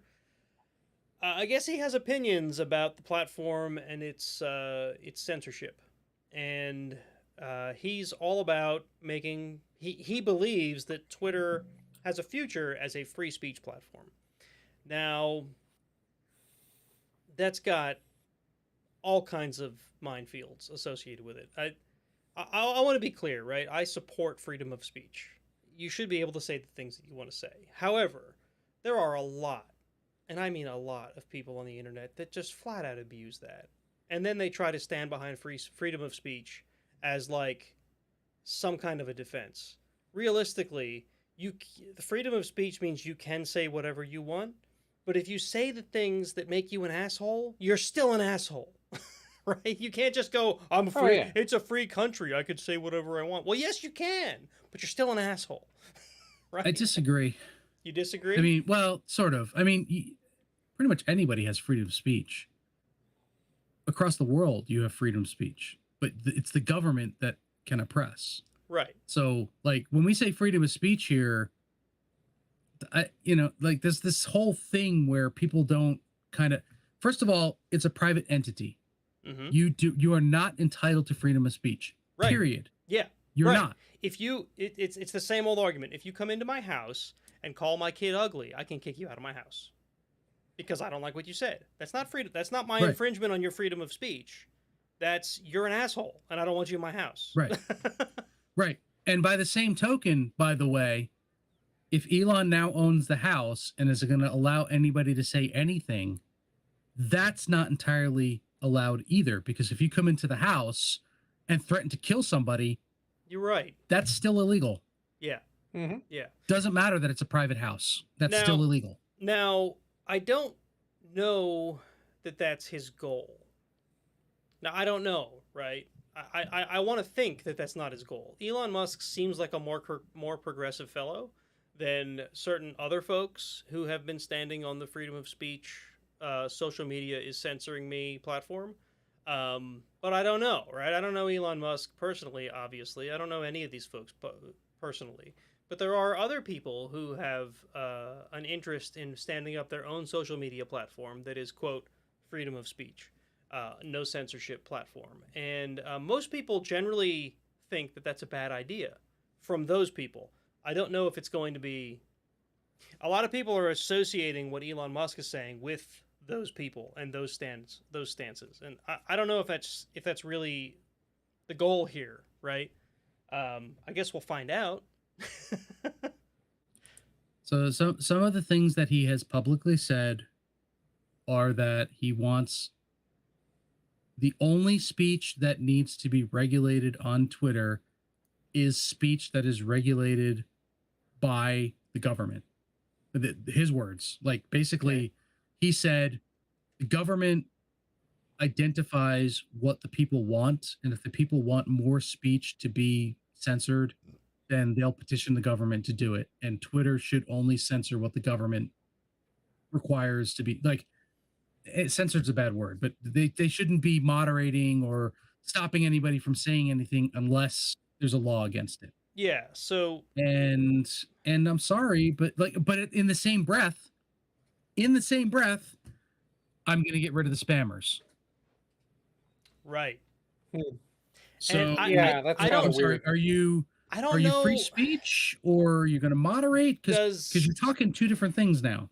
does he not fully understand the scope of the problem? Because folks like us have been fighting with this for years. Just spam in general, right? Yeah, this actually, this is one of the comments I wanted to make tonight was basically like he's come out yeah, we're gonna totally kill spam, we're gonna get rid of it, it's gonna be gone, and we're gonna open source the algorithm so people understand, so that it's transparent so people can see how it works. And myself and I'm not the first, obviously, but like a lot of other people have come out and said, like, I've been doing email spam for decades. Yeah. And if you think that you're going to simultaneously get rid of spam and open source your algorithm, Yeah. you're insane. That's tough. I mean, That's tough. if it was that easy, there wouldn't be a multi-billion-dollar spam industry, like Yeah. anti-spam industry. Yeah, absolutely, absolutely. And I mean, this pains me to say it, but most of these successful anti-spam platforms are not open source. I mean, like Right. I don't like that, but it's true, right? Because when you're developing a system that is meant to stop certain content or certain, what's the word I'm looking for? Develop certain heuristics around content. Open sourcing those algorithms makes it easy to circumvent them because you can be like, oh, well, this little loophole here, I can do that, right? Oh, now I can get around it. Oh, now they changed the algorithm. Well, what they change it to? Oh, they changed it to. It's like open sourcing your password. Like, oh, no one's gonna get my password, but here it is. It's out in the open, right? Oh, someone got my password. That's weird. Let me change my password and then open source it, right? You know what I mean? It's not quite that Yeah, simplistic. I mean, but look the at same concept. look Same at things concept. look at Spam Assassin. It's open source. Yeah. Great product. Yeah. But if Spam Assassin didn't continue evolving rapidly, Yeah. it's useless. Yeah. Like Spam Assassin works great for like the first couple of days, couple weeks after they release new New rule sets. signatures. Yeah, that's but the word I'm looking for. Once that's out there, the spammers go, "Oh, I can't do that anymore." Okay, well, what if I do this? And poof, your spam starts coming in again, right? Right. Like Yeah. Right. it's Now, same with antivirus. Like be as soon as you fair- publish a signature, somebody's trying to work around it. to be fair, closing that algorithm off so people can't read it, people can't see it, simply Correct. means that it's effectively security by obscurity. Security you can't by see obscurity, it, so right. now you have to guess, right? And they still Right. get through it. They still figure it out eventually. It just takes them longer because they can't look at the manual. Sometimes, yeah. Yeah. Mark, I Yeah, think I you don't were know. trying to say something. That's the one I'll area I warn think is going to go nowhere. I mean, I think I stand behind the sentiment, but I think he's basically in for a rude awakening if he thinks that that's going to make it better. I don't know. Whatever. A lot, tens of thousands of people left Twitter, and hundreds of thousands of people joined Twitter. Like I was reading stuff today where there was they basically looked at the it was a news report somewhere. Liberal leaning folks lost thousands and thousands of followers over the past couple days. Yeah. And conservative folks, especially those seemingly involved with the whole January 6th and everything else, gained hundreds of thousands of followers in the past couple days. Yeah. And yeah, But it's probably this true, is- but you know this what? is the usual hype train crap, right? It You're is. right. It is. But And the I'll just- reason they did that is because Fox News is probably talking about it and CNN is probably talking I'm- about it. I'm too MSNBC. lazy to change. I'm Yeah, too right. lazy to move. So I will use Twitter until it's unusable, and then I won't be on social media anymore I've- because I I've- do not want anything else. Right. I've done the snap decision thing before, right? Where it's the thing that I loved has changed hands. It's obviously going to be ruined. Go delete my accounts. And to be honest, I don't use Twitter as much as I used to. I know for you, it's pretty much the only social media that you use. So I was really curious what your opinions here were. For me, I'm gonna wait and see. If he Yeah, ruins, that's if what he I'm doing as ruins well. Twitter, I'll just delete the Twitter app from my phone. I'm not gonna go delete my account. I mean, the podcast is on Twitter. I'm on Twitter. My Jeep Outlet stuff is on Twitter. They both have they all have a decent following. I don't intend to just snap delete them. And to be honest, I don't know where else I would go. Like, yeah, I'm on Facebook. I'm on Instagram. I don't like those platforms at all. But I'm there for the sort of media reasons, right? To promote content and to do the social media things, right? I hardly ever use Facebook for personal reasons anymore because I just hate it. I don't want to say I hate the people, but I hate the people there. Like, they're all these toxic, terrible people.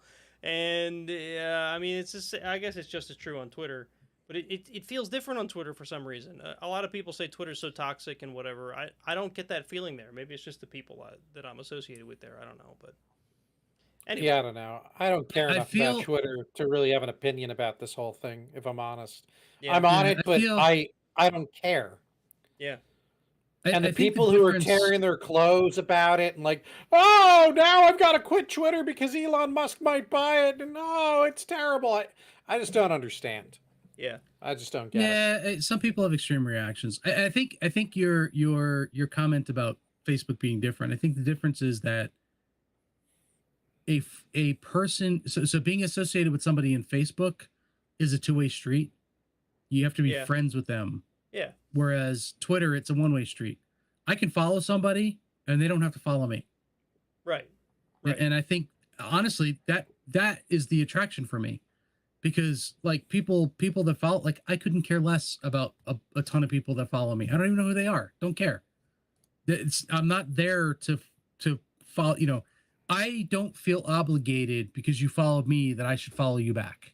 Right. I That is- follow the people that I'm interested in hearing from. Period. That is kind of the attraction to Twitter, and that is what makes it a different feel, right? Yeah, if Twitter had to go away for me, like for me the only option left would be to host your own decentralized thing, like Mastodon or something like that. I think I would. And those I don't think have. I would just not be on social media. Yeah, I guess They're that's realistic. it, right? Yeah, I mean, Mastodon is probably the one that has the most following at the moment. Like, you can actually find people you want to interact with on Mastodon.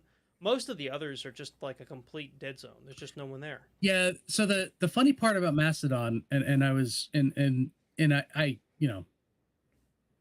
if you know anything about how the systems work, this is not a surprise, but a lot of people were jumping there like, oh, Twitter, like, this is going to be horrible. They're going to steal our privacy and everything else. And somebody pointed out, like, you understand that if you're on Mastodon, you are at the full mercy of the person running your Mastodon node. Yeah. And if you think that you can send private messages between you and somebody else, the person who runs your Mastodon node, and if the person that you're talking to on the other end is on a different node, both of the admins of those nodes can see your private messages. They're not encrypted in flight. I don't know. I doubt they are. But yeah, as far as I can tell, there's no encryption keys or anything involved with Mastodon. So other than like HTTPS. So yeah, Right. Okay. I'm not And- saying it's a bad platform. It's probably a great platform. But if you're going there because of privacy and being scared on all that, like, make better decisions. There's platforms that do incorporate security, things like Diaspora, Matrix, right? But they don't have the following, right? So you could go to those things and It's have the no one to talk chicken to. and the egg. Yeah, right. Like Matrix is getting. There's a lot more nerds on Matrix than there were when I tried to move Iron Sysadmin over to Matrix. I'm not suggesting that I'm going to try that again, but I would like to see more people use it. It has come a long way. We're starting to use it for certain things internally. At Red Hat, right? I mean, it's not a public thing. I don't feel like that's like something bad I shouldn't talk about. But there is a chat platform now that we can use. I still have the server set up that I tried to move Iron Sysadmin over to, and I've been using that to communicate with certain people. But it just isn't. It doesn't have the adoption that like Discord or Discord, or that Slack even has, or even some of the other older platforms like IRC, right? Like I can't believe you're not using Teams. Yeah, right. Forget it. No, honestly, like GChat, there's a whole contingent of people at Red Hat because we do use Gmail that are a GChat, GChat only. That's what they use. But anyway, yeah, I don't know. I don't know what the future of social media looks like if Twitter gets gobbled up by some rich guy who then bends it to his will. Let's revisit this in like 3 or 6 months, because at this point it's speculation. It is. Maybe Elon Musk will be an awesome master. I don't know. and I gotta be honest, horrible person, and he comes in and everybody quits and Twitter goes under. I mean, who knows? Right. Quite some time ago on Memo List, and this has been more than a year. a Red Hatter made the audacious statement that social media is probably one of the worst things humankind has ever invented. I mean, he Yeah. was comparing it to some truly horrific things. And my initial reaction was like, that sounds like overkill. But the more I think about that, he might not have been wrong. Yeah. He may not have been wrong. But hey, and Basilisk, if you're listening, I'm trying to bring you up. Anyway, bye. All right, what other news do we have? Let's see what else we got here. The next one's mine. You think I'd remember what it is? Oh, this is kind of neat. The headline, it's from CNN Business. Oh, the other one was from what? NBC News, the one about Twitter. And that was just for the first one I found. There's like a million news outlets covering this. Let's see. The next one by is. the way, NBC News, your autoplay video sucks. They always do. Autoplay videos should just be banned. And maybe they will be, because the U.S. and over 55 other countries commit to democratic internet governance. Now, there's not a whole lot of meat to this article. It sounds like a whole bunch of countries, 55, including the U.S., have said, we promise to keep the internet open. And this is basically in a response to things like Russia and China that have done things to limit access to the internet and limit access to information for their own gain, right? I like the concept, but there's no, like, at least in the article here, there's no, like, technical guidelines here. It's just like, we promise to be nice. We promise to be good. We're not going to do the bad things.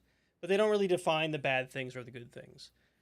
So that kind of scares me. But if this goes the way it could go, it could be a good thing. I know I'm being vague here, but that's because the article's kind of vague. I don't know if either of you have read this and have commentary, but yeah, I glanced through it. 55, what is it, countries? Yeah. Which are not named in the article. No, they're not. But that include things like Canada and the United Kingdom and Ukraine and Taiwan have decided that we're totally going to be nice on the internet.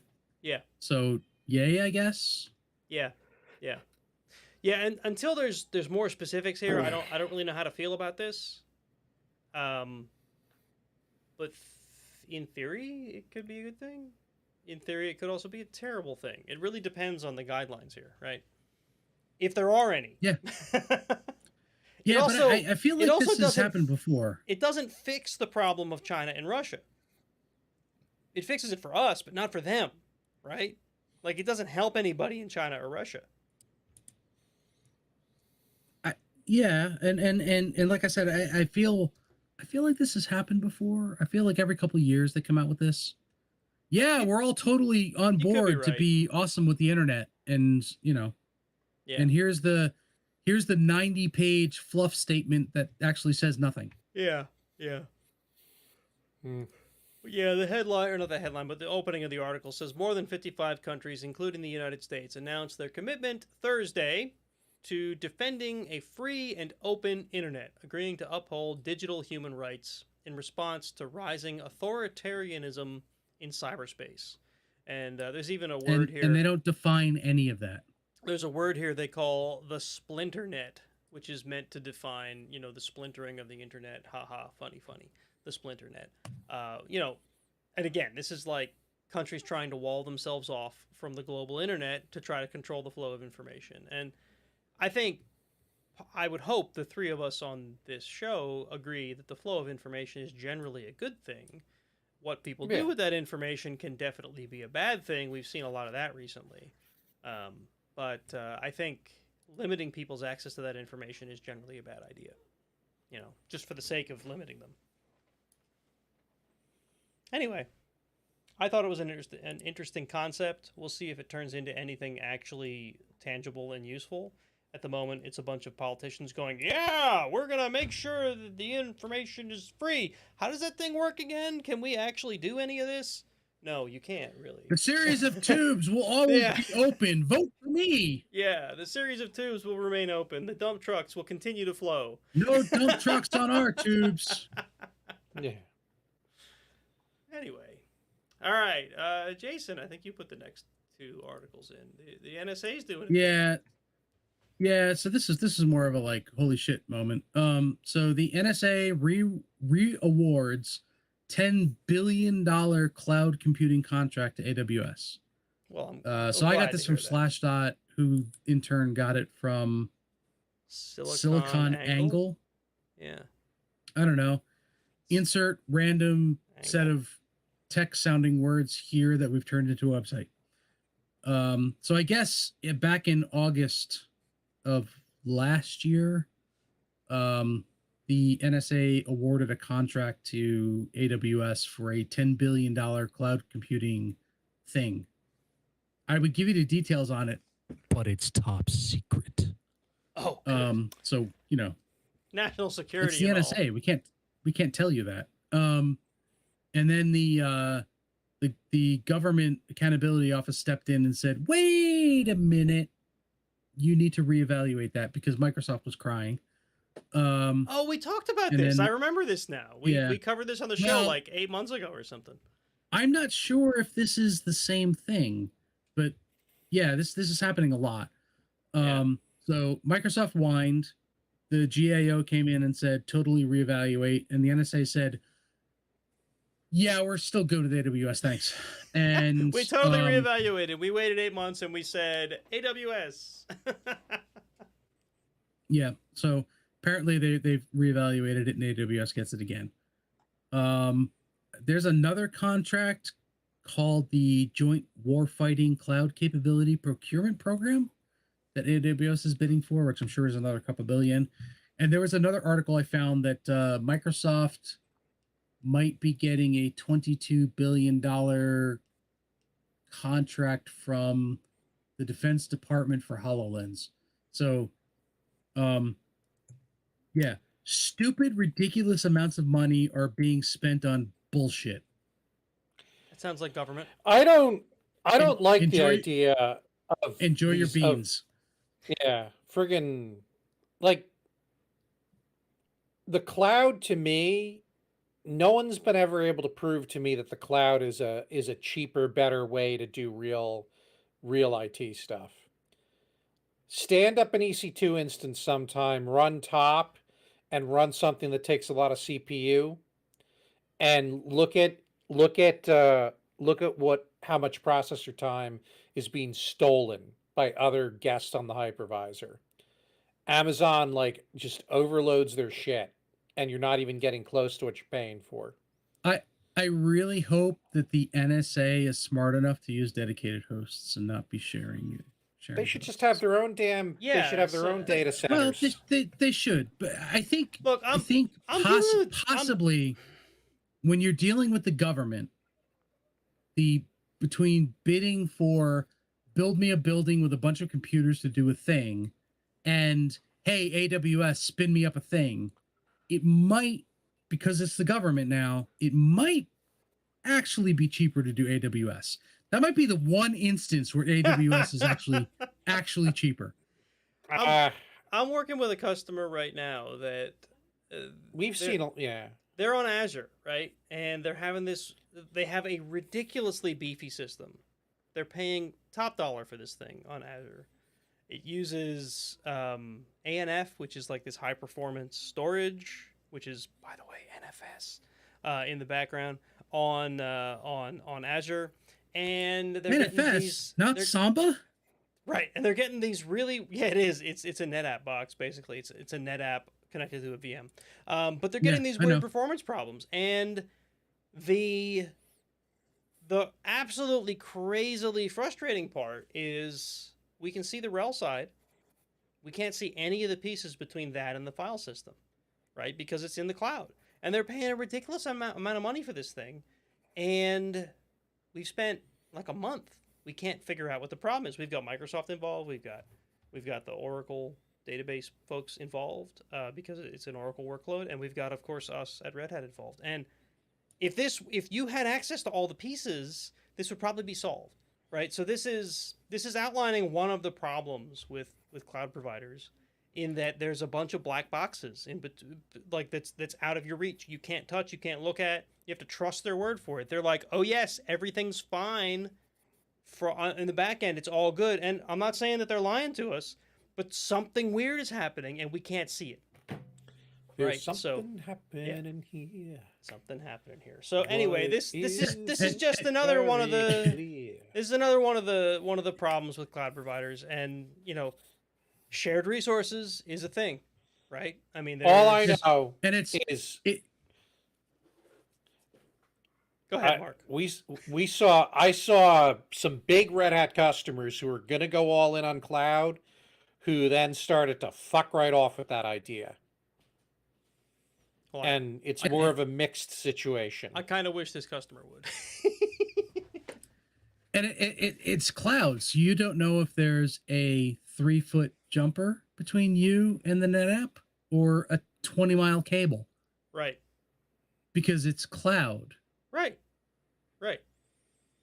That's what I mean. It's a black box. Yeah. Everything outside of the RHEL box, we can't see a thing. We can't even see the hypervisor. We can't even see what's going on there. It is interesting to hear that the NSA, who is so, critical and secure about their data, and they're going to go AWS. That's just weird. Yeah. So Now I don't know. AWS does have GovCloud. It's separate physical data centers, from what I understand. But Whatever. Yes, I know. I have been in situations where I have higher security clearance because I work on different things. But like, so what? yeah, That doesn't I am not a government employee. It's one of those, like, you have people that are not working for you. I want my NSA data in ridiculously secure data centers guarded by Marines with M16s. Yeah, I mean, And- that's sort of the thing, right? So Yeah. I Yeah. don't know. Anyway, yeah, $10 billion to Amazon because they're poor. Good, go them. That should get them what, like a year's worth of Yeah, and then a small Linux box. Maybe Jeff Bezos will buy the next social network. And then they'll be locked in, because once you go into one of these specific clouds, it is so easy to get sucked into their Yeah. specific Yep. technologies It that really migrating off is brutal. It really depends on how you utilize it. But yeah, the moment you start using the AWS specific services, you're kind of stuck, or you got to figure out a migration plan. Yeah, sometimes. Sometimes Moving right when along. we touch, Yep, we got one from Ars Technica. the honesty close up is the too night. much. I love this one. Microsoft finds Linux desktop flaw that gives root to untrusted users, That is ironic. which is hilarious. it is It's ironic. like it's great. Maybe they've so just this they've been thing- waiting for this moment since the 90s. Just saying. This thing is called Nimbus Pwn because we have to give names to things. And it basically comes down to this thing called Network D Dispatcher. Okay. And there's like a multi-step process here, but basically, what you're doing is creating a temporary directory I'm with sorry a bunch of I'm files sorry to, in it. sorry to interrupt, but I have to. This is related Oh, to our boy. last article. It's in our chat on YouTube. Thirsty Gnomes says you need a Get Smart intro to get your data. Exactly. Yes, yeah, With okay, the cone of silence. Anyway, I'm sorry, Jason. yes, yes. I found that entirely Cone too of silence, my. So basically for this particular vulnerability, what they're doing is and I'm not following the whole thing. I need to read through this and run through it like a dozen times before I can fully get it stuck in my head. But they're creating a temporary directory and creating a bunch of files that mimic another root level directory, say /sbin. And then they're tricking a process into running their files instead of running the actual files that are in /sbin by using a symlink.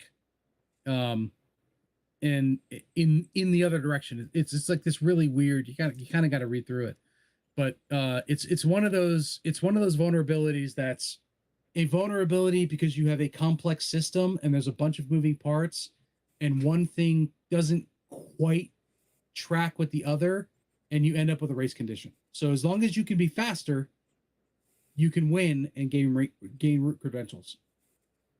It's kind of slick. You said race condition, so here's my favorite knock knock joke. Knock knock, race condition.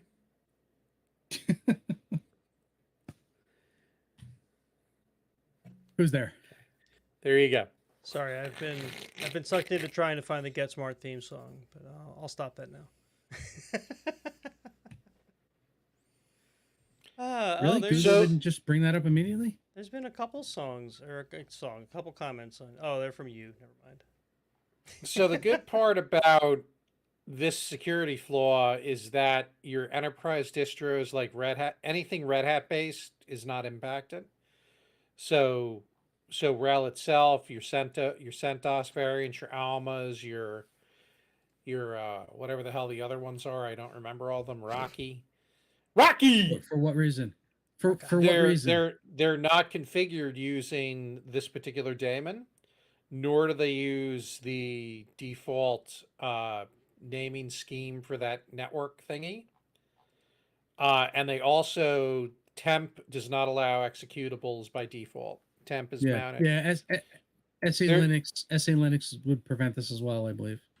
Probably. So, well, it's true that it is a vulnerability in certain distributions. It is not the case for, I would imagine it also probably doesn't work in Fedora either, just because of the way it's configured. Yeah, probably. Configuration. Okay, fine. Red Hat's wonderful and awesome, but there's other distros.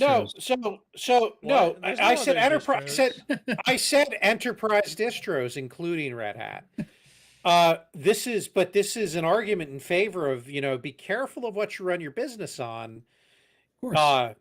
Debian, Debian is good too, right?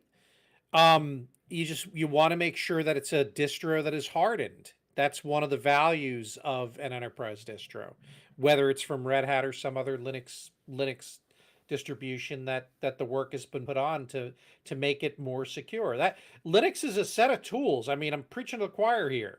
And you can build a fantastic distribution that's really tight and secure, or you could build a distribution that's, more full of holes than a North Jersey guy's underwear. You just gotta, it depends, right? Your use case. And not every Linux distro needs to be super locked down either. Yes, right? it does. Yep. All of agreed. it does. You're probably right. Situations like this, sometimes Linux folk, and I've been guilty of this, we're super arrogant about how great Linux is compared to other operating systems. So whenever something like this happens, our Windows friends love to shove the shit in our face. I'm not. And that's a arrogant, little you're bit of what's arrogant. happening here. Yeah, of course. This is one of those so this is a local privilege escalation vulnerability. How many RCEs were there in the last the last 28 Windows minutes. update? The last 28 minutes. 'Cause I believe there were like 3 or 4 RCEs in the last Windows patch day or whatever the hell it was. That's what you Tuesday? can exploit remotely. Is Yeah, that remote Yeah. code That's- execution. I don't- Oh, code execution. Thank you. I'm my TLA library is not what it could be sometimes. Yeah. So I guess I need to pen test my Steam Deck because it runs Could- Linux and I should find out if I'm vulnerable. Could totally could. be vulnerable. You could. Or I could play Valheim. So I would just play Valheim, to be honest. Or Elden Ring. or Elden Ring. He doesn't have Elden Ring yet. The podcast hasn't bought it. He for him needs yet. he needs a son. You need. I assume it's you your need to son get your kid to join. Yeah. you. to do Steam library sharing for him. Yeah, I believe he has it, so I should be good if I do that. Well, he's been playing it. He better have it. Well, I don't know what platform he has it on. Oh, okay. But I'm pretty sure it's PC. He might have it on the X if you've got an Xbox 10. Well, it'll run on the last 2 generations of console, the current gen and the last gen. So I could get it Yeah, on my I just don't PS4. remember. Is what you're saying? You could. I could have You done could that. if you wanted to. And then my kids could have complained to me because they couldn't play on the PlayStation, and I'm Is it hoarding the. well? television. How was performance for you? Because if performance for you was good, then there's like I got it on the PS5 because I absolutely didn't want to screw around with it because my Yeah, no, my gaming rig is good, but in the PS5 is gorgeous. in the 30 minutes that I played Elden Ring, it seemed smooth as butter. But I'm not even out of the tutorial yet, so who knows, right? If when You're I get into probably more fine. populated areas, it's going to be worse. I don't know. I don't know how the game. Like I You- don't know where you people's got- pain points are. You got it on the PS5 just so that you could say you had a PS5. No, that would be a couple of other games, but yeah. Oh, I love the PS5, man. Oof, it's a beautiful machine. And you can get them if you want them. You gotta be tactical. You don't need to buy them from a scalper. You can sign up for GameStop or you monitor GameStop. They often do drops. You can register for free at Sony and You can And get your be own put on a PS5 list. if you want. 3 virgins, 2 chickens, and a snail, and you're golden. A snail. yeah. Wow. the, I needed to throw something else in there, and a snail came to mind. Yeah. A goat, maybe. Okay. Is it a ghost snail that summons other things? Because Like in the game? Yes. the chickens, that's Snail summoner. That's my usual go-to, summoner. right? The sacrificial chickens. So you had to go with snails. I said chickens. Oh, you did. You said I virgins said and if the chickens. three Okay. virgins, 2 chickens, and a snail. You got the two common ones first, and then the snail. Okay. All right. I'll go for it. But look, you have to have something uncommon in there. It's a really hard summons. This is a PS5 we're talking about. Yeah. I'm just not gonna go anywhere with that comment. All right. So this has been a fun episode, and I don't know if it's gonna work, but let's see.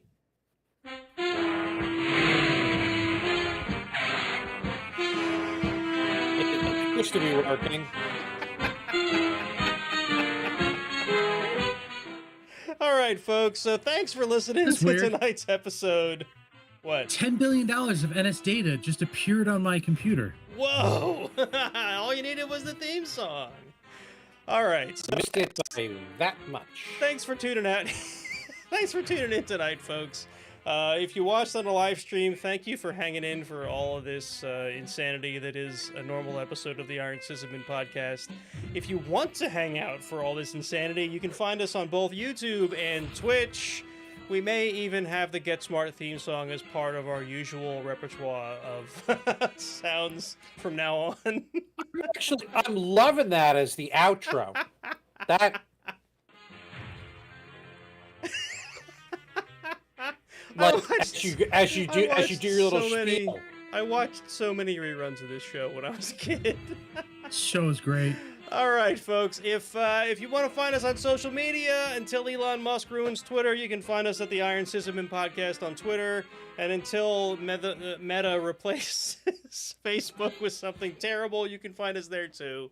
If you want to support the show, you can find us on Patreon, or you can just go buy a shirt or something on Teespring. Links for all of that are in the description of today's show. And this is really good. I'm really digging the vibe here of having some outro music. We're gonna have to make this a thing. It just goes on forever. Hopefully you don't get copyright struck. It goes But on yeah. forever. It really does. All right. Is it done yet? Maybe no. It's I not. don't know. It's not done yet. All right, folks. This has been fun. I think I covered everything. You guys got any final words before we end the show for the night? While I find the ending screen. Push the Frank button. Oh, that wasn't it. That was not it. That was Push the button, Frank. Push the button, Frank. Cease these foolish ambitions. Where Good where night, is Internet. it? I moved things around and now I can't find it. we're gonna have I to come up with really- new things to say Oh, now no, here it because is. he wasn't ready. All right. Good night, folks.